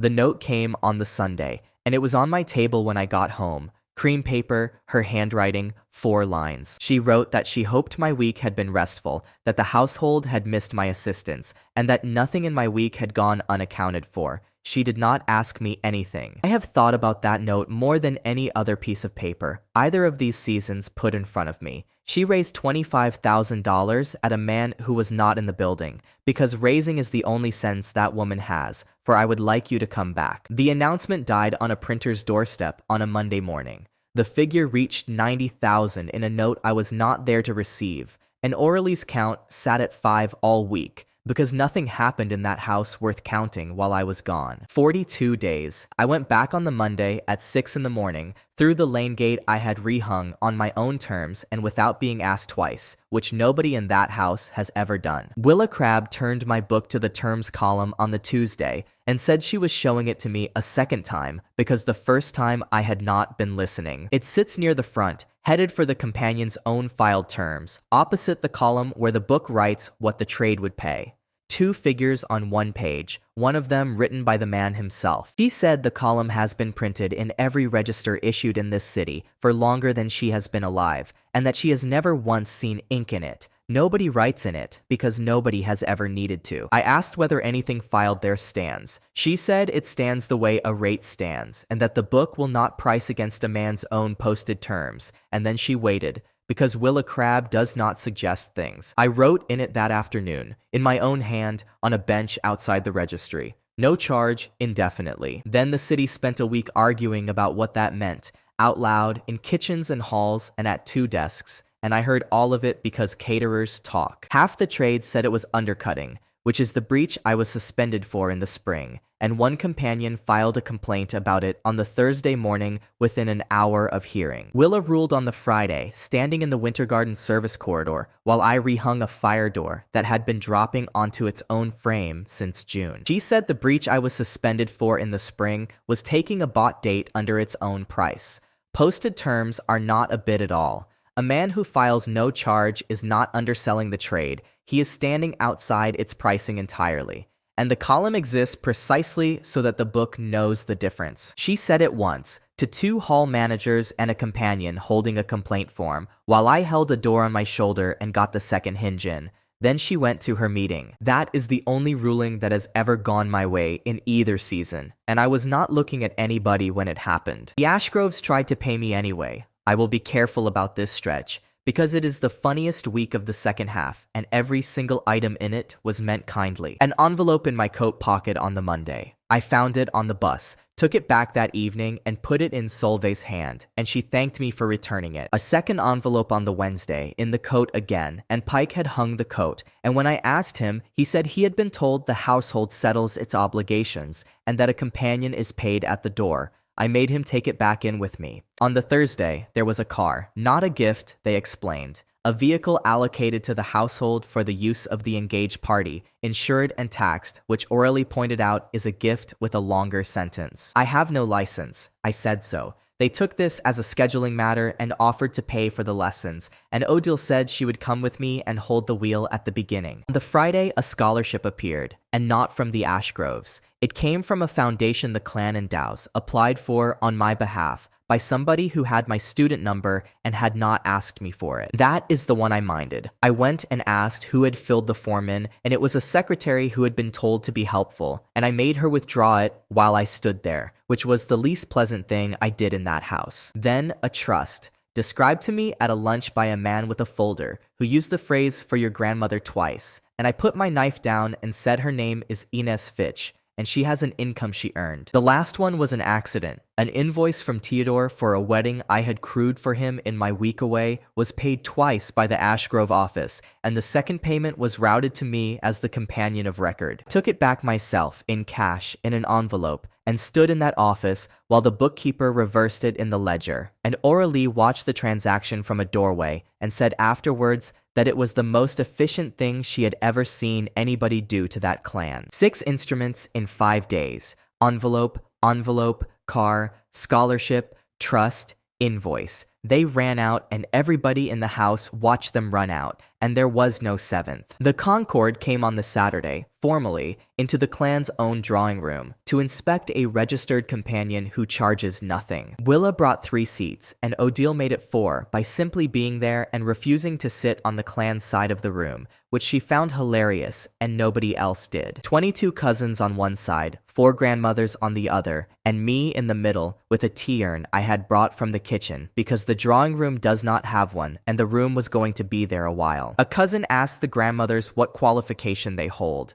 One of them said 41 years and a stamp. Aurelie said that in this house that would make her chairman of everything. Willa asked the room what the Ashgroves believed they were purchasing. She got 4 different answers from 4 different people and wrote none of them down and let the silence after the 4th one do the work. Odile answered last and said they were purchasing a boy who fixes the gate and that she had been saying so since the spring, and that nobody listens to her about anything. Neither chamber gave 1 inch. The grandmothers do not accept that an arrangement is a thing. The cousins do not accept that a stamp is authority. They were in that room together for 2 hours and left with their positions untouched. Aurelie changed sides that week and did it out of pure competitive interest rather than sentiment, which she stated out loud so that nobody could accuse her of feeling anything. She said she had spent 6 weeks watching a family that settles everything with money run into a man it cannot pay, and that she had decided to be on the side that was winning. Then she went and got 9 more cousins in 4 days by the only method that has ever worked in that house, which is knowing exactly what each of them owes to which of the others. 14. Roe did the physical half of it. There were 3 houses in that city that would not have me across the doorstep after the column, and Roe got me into all 3 by walking through the front door carrying something heavy and looking like she had been sent. Nobody in this city stops a woman carrying a crate.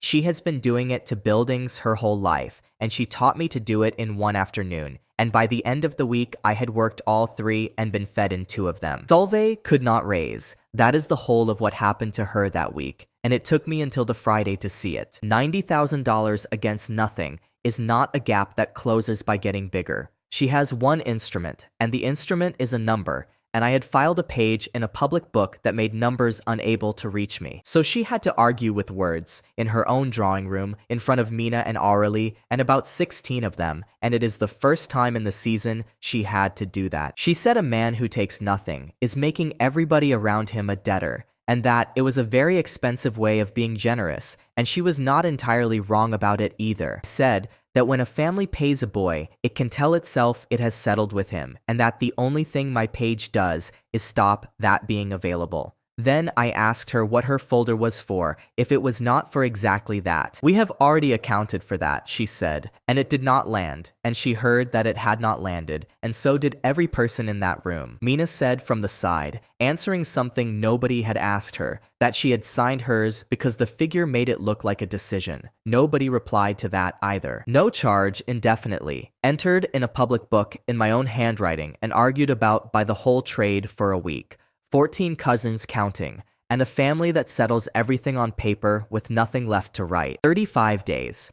On the Sunday, Solveig moved the signing itself onto the night of the ball, in front of every cousin the clan has, where nobody has ever told that woman no. At 9 o'clock that night, it was raining hard enough to matter, and there was a borrowed catering van outside the Ashgrove house, with most of Cordy's life going into the back of it. Theodore lent the van and did not ask one question about what it was for, which is the whole of what that man is, and he took the seat out himself so the desk would go in. I sat in the back of it with her for about 20 minutes while the rain came off the roof, and she told me what had happened in her mother's study at 11 that morning, in order, without stopping. Solveig had offered her the business, not a share, the running of it, the accounts, the clan's whole financial side, which Cordy has been better at than anybody in that house since she was 19 and has never once been asked about. She had it drafted. Titles, a date, an office, and a line about her mother stepping back within 2 years, and she put it on the desk the way she puts everything on a desk, face up and already thought through. There was one condition, and Solveig said it as a condition rather than pretending it was a coincidence, which Cordy said she respected and which made it worse. Agree to the engagement. Sign the paper at the ball in front of the cousins.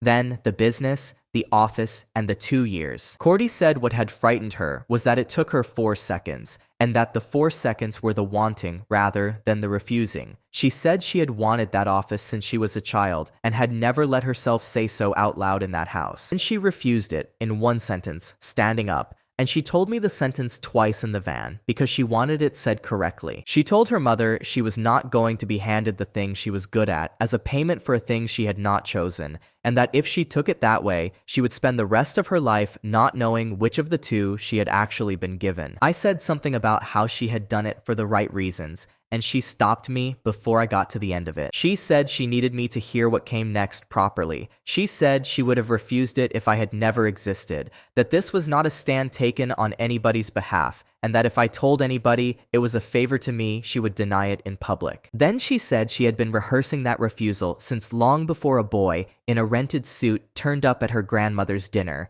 and that all I had ever done was make the schedule so absurd that she ran out of reasons to keep postponing it. Her mother asked her what she imagined the alternative was. Cordy said she did not know yet. Solveig said that was precisely the problem, and Cordy said yes it was, and that she was going to go and find out what it was. Odile was in the study. Nobody had asked her to be, and she came in anyway, and she took her granddaughter's side against her own daughter, out loud, in front of the drafts. Cordy quoted it to me in the van, and I am quoting it as she gave it. Her grandmother said that she had spent 20 years watching one woman in that house be managed, that she had helped do it, and that she would not be standing there watching the second one. Then Odile said she would keep the green for the ball regardless, because a person can hold 2 positions at once, and Cordy said that was the only moment all morning she nearly laughed. What it cost is not the clan. Nobody threw her out, and nobody said anything cruel to her at any point, and Solveig helped carry a box to the door herself. What she lost is the office. The business is not going to be offered again on any other terms, and she knows that. And she is starting over at 26 with a reference in her own fountain pen and no arrangement behind her. She said the losing was fine, and the being helped was the thing she could not stand. And then she got out of the van and started carrying her own boxes in the rain, which is exactly what I would have predicted. She had a room above a florist's on the east side, taken that afternoon, paid out of her own account before she ever walked into that study. She had the keys in her coat the whole time and had not been sure she was going to use them. Ro came with Dov and a set of straps and took over the operation inside 4 minutes, because a woman who has moved a national squad's equipment is not going to stand about while students carry a desk badly. Dov got the desk stuck in the doorway at an angle that should not have been geometrically available and had to be talked out of it by his sister for a full 6 minutes. I took the door off its hinges, which is what you do, and which took 2 screws and about 90 seconds and would have saved everybody the 6 minutes if I had opened my mouth earlier. Ro said so out loud twice. Dov did not mention it again all night. Junie came straight from a shift with 2 flasks of tea and got on with it without being told where to stand. She and Cordy worked the same end of that van for an hour, and neither of them turned it into a moment, which I think the two of them had decided separately. Ara Lee directed traffic from under an umbrella she was holding over herself and nobody else, calling out instructions that were mostly correct and scoring the entire move aloud as it happened. She had the desk at 4 minutes and 11 seconds. She had Dov down for 1 structural error and me down for 2. She said to the street that this was the best attended departure in that clan since the year of the flood. Nobody in that house told her to be quiet, and about halfway through it stopped being annoying and became the only reason any of us got through the night, and I think she knew that. Cordy stood in the rain at the end of it and looked at a van with her whole life in it and said out loud that this was the first thing that had happened to her in 26 years that was not on anybody's schedule. Pike came out while we were strapping the last of it. He had an instruction from the office, which he delivered properly, standing straight in the rain, because that man delivers everything properly. He had been told to take Cordy's key off the board and to stop logging her through the lane gate. He had already taken the key off. He had it in his hand while he said it. Then he did the only thing he ever did in front of me that nobody could have predicted. He put the key into her hand rather than into the office box. He said that by the romance protocol, a household key belongs to the household, and that she is the household, and that his instruction had been about the board and had said nothing at all about her. Nobody asked him for that. It cost him something with a woman who signs his wages, and I did not thank him for it, because thanking him would have made it a favor to me, and it was not. Bay rang at midnight. There had been a second item moving, bigger than the spring one, about an heiress and a bought fiancé, and it had photographs of the van. She had killed it. She told me afterwards, which is the difference between this one and the last one, and she said she was telling me at all only because she had decided I could be trusted not to make it a thing. I asked what it cost her. She said an interview she did not want to give to somebody she does not like in 3 weeks. Then she said her helmet is at my flat and she is not collecting it. The figure moved on the Tuesday from $90,000 to $140,000, entered against my name in a book Solveig Ashgrove has never seen and cannot read. That is the thing about it that I have not got past. Her daughter had already said no. There was nobody on the other end of that raise. She raised at an empty chair. I fasas nation doors on awesome no size. Kay was in the house when the note came round, and she said it to me in the hall in the same voice as always, and she said the household had accounted for that long ago. She had accounted for a refusal from me. She had never once accounted for a refusal from Cordy, and by Thursday, everybody in that house knew it, and Orly's count went to 19. 19 of 31, she announced at a lunch nobody had invited her to. Then she said the interesting figure was not the money, and never had been. And for once, she did not explain herself. The heiress refused the family business in one sentence, for her own reasons, and moved out that night in the rain in a catering van, and her mother raised to $140,000 for nobody at all. 28 days. On the Friday, the offer came back redrafted, with the courtesies unchanged, the figure unchanged, and one name on it left blank. Solveig Ashgrove came to my grandmother's kitchen on the Tuesday evening with the complete instrument under her arm, and my grandmother made her a cup of tea and rationed it at 2 spoons like everybody else. I was under that sink when she knocked.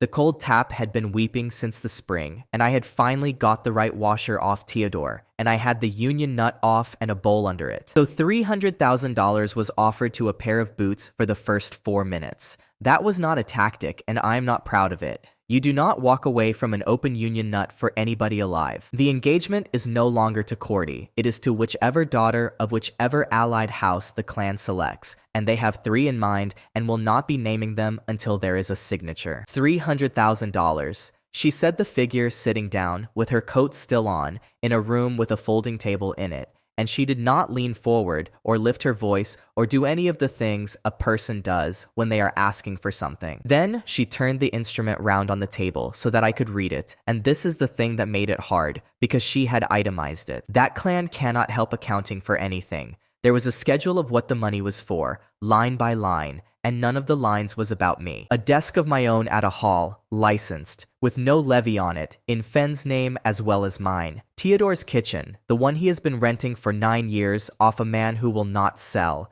the Winter Garden boiler, which is $12,000 and has been quoted twice and refused twice. 6 years of a life I would not have to earn. That was the last line, and it was priced like the others. Nothing on that list touched anybody's health. I checked it twice, and so did Aurelie later, and there was no line about the marigold and no line about Nonna Marchetti. And I have thought since that leaving those off was the most careful thing Solveig Ashgrove ever did. My grandmother listened to the whole of it with her back to us, doing something to a pan, and then she said that the tea was ready and that Mrs. Ashgrove would want to take her coat off if she was staying. Solveig said she was not staying. She stayed for an hour and 10 minutes with her coat on, in the chair that does not match the other chair. I came out from under the sink somewhere in the middle of the second schedule, dried my hands on my own trousers, and sat down at the table with her. That tap has not wept since. Inez Fitch was not impressed by that woman and did not go to any trouble to hide it. She asked her how many people she had put on schedules over the years.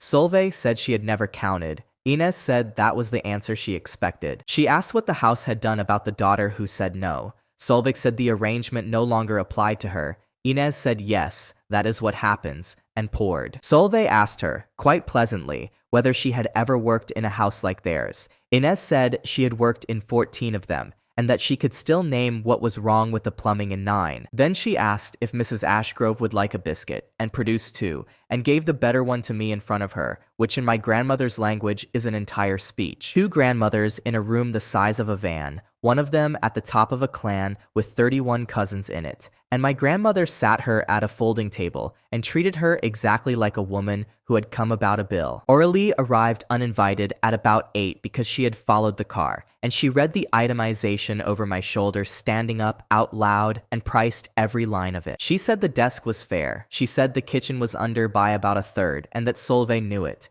She said the boiler figure was 2 years old, and she said the last line, the 6 years of a life, was the only item on the page with no market in it at all. Then she asked to the room what the going rate is for 6 years of somebody, and nobody answered her, and the offer stopped sounding generous somewhere in the middle of that silence. The pressure in that kitchen was never the clan, it was the list. Fen, Theodore, a boiler in a hall full of people I have carried tea for, and not one of them in the room to ask me for it. That is what I could not put down. Nobody named on that page had asked me for anything. Theodore does not know to this day that his kitchen was on it. If any one of them had telephoned me and asked, I think I would have found it easier. Inez said the thing that settled it, and it was not encouragement, and she said it after Solveig had gone, with the pan still in her hand. She said she refused a relief fund for 30 years, and it cost her a great deal, and that she had been wrong about it, and that being wrong about it had not cost her one single thing that mattered. Then she said the rest. She said she had spent 30 years being nobody's line item, and that she had eaten worse for it and slept fine, and that the only thing she had ever regretted refusing was a thing she had earned. She said the money on that table was not something I had earned. It was something 6 other people would be paid on my behalf, and that I would spend the rest of my life being the reason a hall had hot water. Junie came in at 9 off a shift and read the page in about 4 minutes, and then she asked me the question nobody has asked me at any point in either of these seasons. She asked me what I actually want. In those words, not what I was going to do, not what was right, not what it would cost, what I want. I told her, out loud, in that kitchen, at 9:30 at night, with my grandmother at the sink taking a very serious interest in a pan that did not need it. I said I want to finish the 2nd year. I have been failing since the spring. I want a desk at one hall where nobody takes anything at the door. I want to stop being the most interesting thing in other people's houses. I said I want to be somebody a family keeps for free, and that I had been saying that to myself since the first job of the season, without ever once noticing that it had already happened in a kitchen about a year ago with a laminated card. And I said I want to marry her. And that I had not said it before, because for most of that year there had been a price on every sentence out of my mouth, and I did not want that one to have a figure anywhere near it. She said all right. Then she said she would say nothing else about it in front of my grandmother, and my grandmother said she had gone deaf about 9 minutes ago. After that, I read the instrument properly, which is a thing no Ashgrove has ever done, because there the paper is a courtesy, and reading it is almost rude. It took me until 2 in the morning. 22 clauses, 6 courtesies, 4 schedules, and a page of definitions, and it is written in the same voice as the woman who wrote it, which is to say, it accounts for everything. Clause 19 is about the application itself. An application, once entered, may be withdrawn by the applicant, and then in the same sentence, the words that mattered, and only by the applicant, not by the companion, not by the concord, not by the clan in general, and not by a vote of anybody.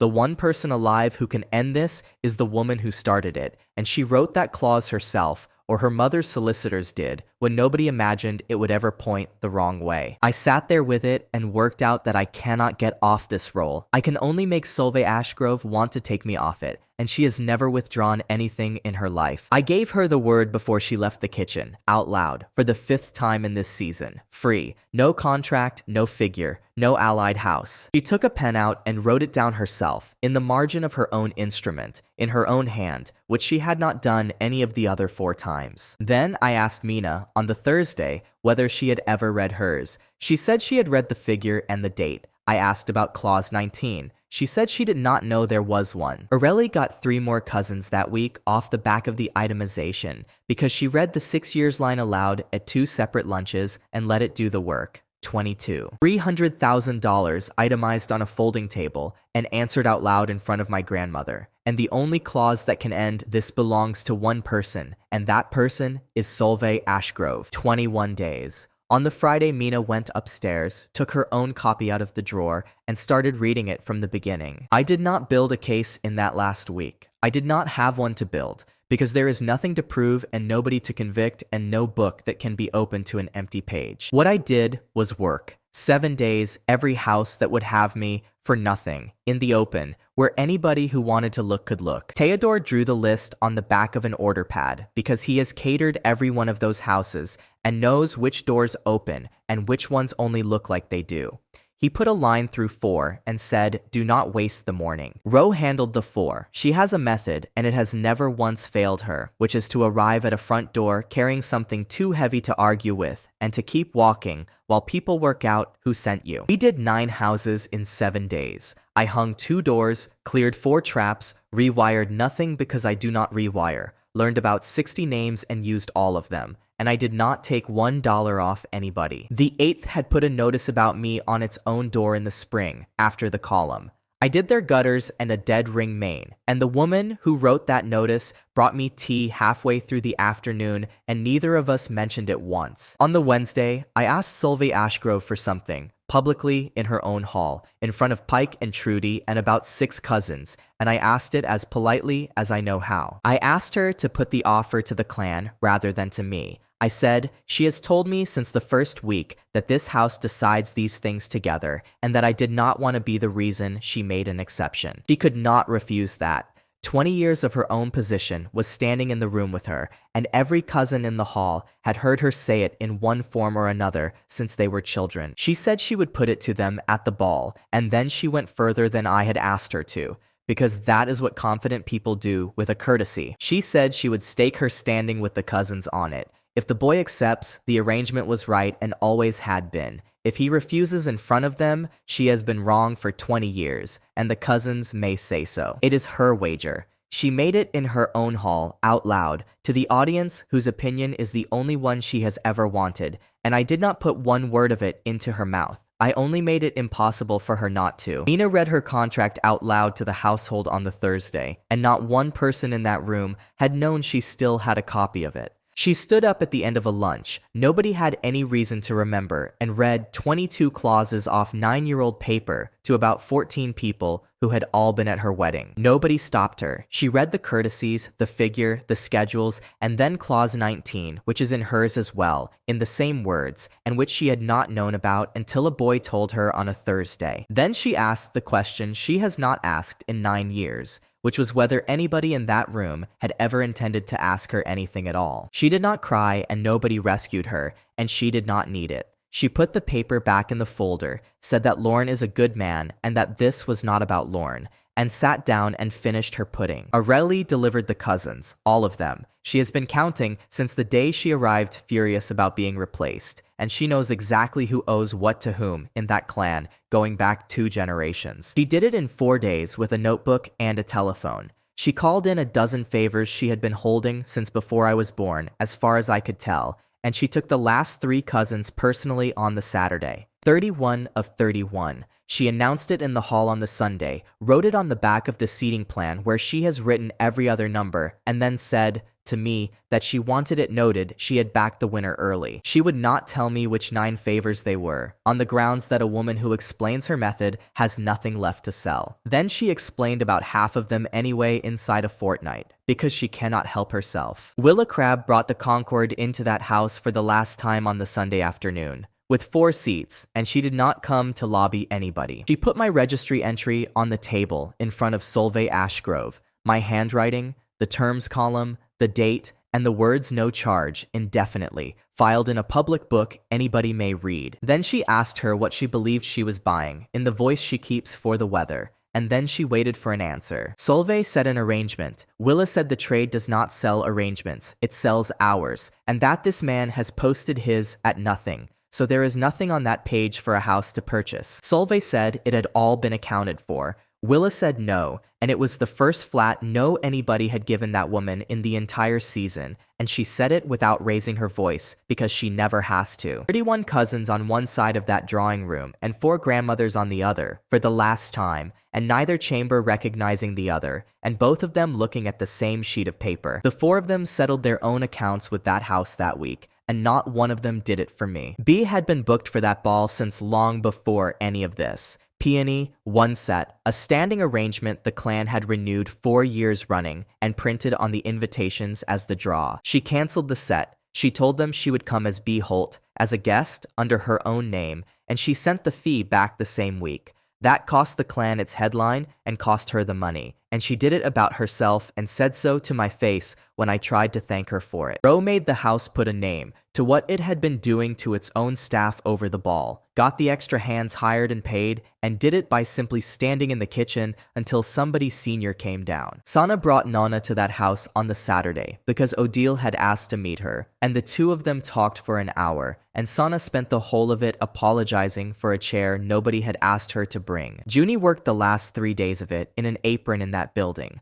and on the Friday she told Trude the truth about who she was, and Trudy said she had known since the 2nd week, and kept her on anyway. Odile told her daughter something on the Sunday evening, in the study, with the door shut. I know it happened because I was fixing the study door, and I know it was short because I was still on the 2nd hinge when she came out. Neither of them has ever told me what it was. Odile said only that she had said it once, and would say it again in front of everybody if she had to, and she has never once threatened anybody in her life. Mr. Alvarado came to the house on the Monday to collect his daughter after a shift, and he stood in that lane with me for a while, and I braced for the obvious thing. He did not say it. He said that his daughter was serving canapes in a house that was trying to buy her young man, and that he had spent 13 days last spring working out how much of a year had been his. Then he said that what he had settled on was that a man who tells the truth in front of 400 people is a man he can work with, and that he would rather she were in that building with me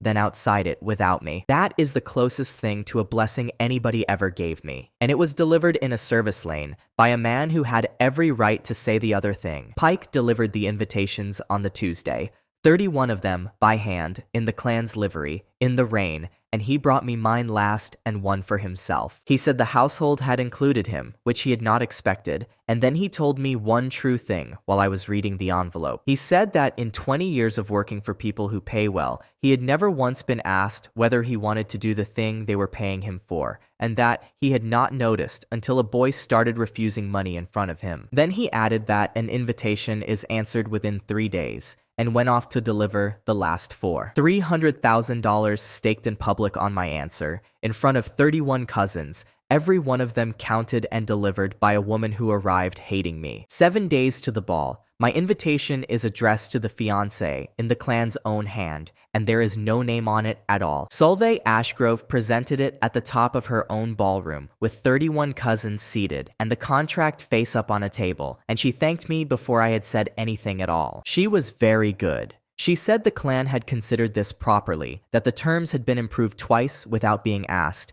and that they had already accounted for every objection anybody in the room might raise. $300,000, an allied house to be named within the month, and a pen laid across the paper at the correct angle by a man in a gray waistcoat who had hung my coat on the way in. I said no, out loud, standing up in front of all of them, and I did not soften it or thank anybody for the opportunity, because a soft no in that house is a scheduling matter. Then I did the thing the refusal was actually for, and I did it with the instrument open in my hands at the page I had been reading since 2 in the morning on a Tuesday. Clause 19. An application, once entered, may be withdrawn by the applicant, and only by the applicant. I read it aloud twice, because the room did not get it the first time, and then I said what it meant. Nobody in that ballroom could end this. Not the Klan, not the Concord, not me, and not a vote.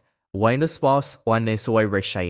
person alive can take me off that roll, and she is standing at the top of the room, and she wrote the clause herself 20 years ago when nobody imagined it would ever point this way. So I asked her to withdraw it. Publicly, politely, in front of the cousins she had staked her standing on. And I offered her the one thing she has spent this entire season declining to offer anybody else, which is a choice. She said they had accounted for that. It came out flat, and about half of the room heard that it had come out flat. Then the verdict happened, and I did not deliver any of it, because I have learned what a room full of witnesses is worth. Mina Ashgrove stood up first and asked her the same question, and it was not about me. She asked whether Solveig had ever intended to ask her anything 9 years ago, before the paper. Odile repeated what she had said to her daughter behind a study door on the Sunday, and this time she said it to all of them, and the room finally heard it. She said that she was the one who told Solveig to marry him.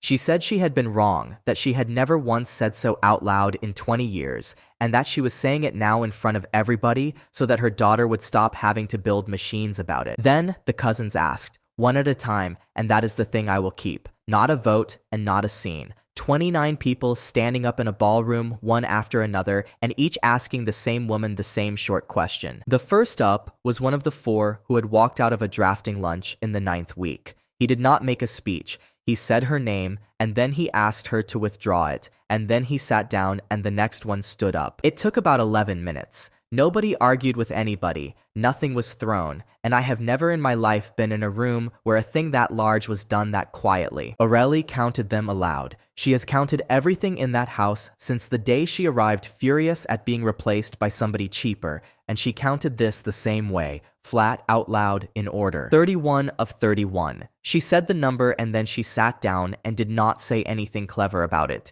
which from her is the loudest thing that happened all night. Solveig Ashgrove withdrew the application herself. She did it with her own pen, in front of the cousins, and she did not cry or collapse or ask anybody to forgive her. She said she had made one decision in 20 years that was not an arrangement, and that this was it, and that she would like the room to note that she had made it, rather than had it made for her. Nobody forgave her. She did not ask. Cordy did not go up to her, and there was no embrace, and that should be understood, because that woman spent a season processing people, and she is not owed a scene where it stops costing her anything. I was off the roll the moment the ink was on it. No fee, no forfeit, no page to tear, because I paid that price in a different hall on a different night, and it is not charged twice. Book in my inside pocket, simply closed. That is all it did. There was no ceremony about it, and nobody in that ballroom except Willa Crabbe understood what had just happened to it. Then I asked Junie Alvarado to marry me in that ballroom. About 90 seconds later, with $11 in my coat and no book to write anything in. She was working. She was 3 feet away with a tray in her hands, in an apron, in the same room, the way she had been at a rehearsal in the 7th week and at a drafting lunch in the 9th. 31 cousins had spent an entire season being told what that house was buying. Every one of them found out what it had actually been up against by watching a boy with nothing put a question to the girl carrying the glasses. I did not have a ring, and I did not have a speech, and there was no price anywhere near the sentence, which was the only thing about it I had planned. What I said was that she had written my whole life on a card in a hallway for $11 before she knew one true thing about me, that she had never once asked me to be careful, and that I would like the next booking to be hers, and to have no date on it at all. She put the tray down first. She said she wanted it on the record that she had been holding a tray, because she was going to be telling this for the rest of her life, and she wanted the details right. Then she said yes, with her mouth full, because Trudy had put something on the tray, and Junie Alvarado has never once let a thing like an engagement come between her and a sausage roll. Cordy Ashgrove stood up for her, not for me. She crossed her own mother's ballroom and stood next to a girl in an apron, in front of every one of them, and corrected somebody's grammar on the way. The rest of it closed over the following weeks, and every one of them said her own out loud rather than letting me say it for her, which by then was the only way any of them would have it. The room above the florist's on the east side is an office now, and Cordy has 4 clients of her own, none of whom is an Ashgrove, and she has never once let me say that her mother gave her the idea. B. Holt released the record she wanted, rather than the one she was managed into, and Perch is still her manager, and she says the argument about it was the best hour's work she has ever done. Ro Okonkwo's family introduces her by her event and her margin now, because she asked them to, once, at conversational volume, and it turned out that was all it needed. Sana and Nona are in the same kitchen, and the folding chair is against the wall in the hall, and Nona has opinions about my wedding that she has not been asked for and delivers weekly. Mina left after 9 years. She told the household where she was going before she went, in the same room where she read her contract, and Lorne drove her there because they are still friendly, and that is not a tragedy. Relly Vance Ashgrove got the family's business, which is the thing she actually wanted and had wanted before I ever existed, and she is extremely good at it and tells everybody so. Desmond Pike works at a hall on the north side. He is badly paid and entirely straight. He keeps a numbered board for the keys, and he has never taken a cent off anybody at a door since. Inez Fitch is in her room at the Marigold with a receipt in her own name. Willa Crabbe drinks the tea out of that tin and has never mentioned it. Theodore catered the wedding and would not take a fee, so I worked 4 of his jobs for nothing, and neither of us has ever called that a favor. Mr. Alvarado gave a speech at that wedding, which was mostly about buses. He got to the bank queue, said he had checked and there is no bank on that road and never has been, and then he raised his glass to the pair of us anyway. The trade changed one rule that year. Every register issued in this city now has the terms column printed in the front the way it always did,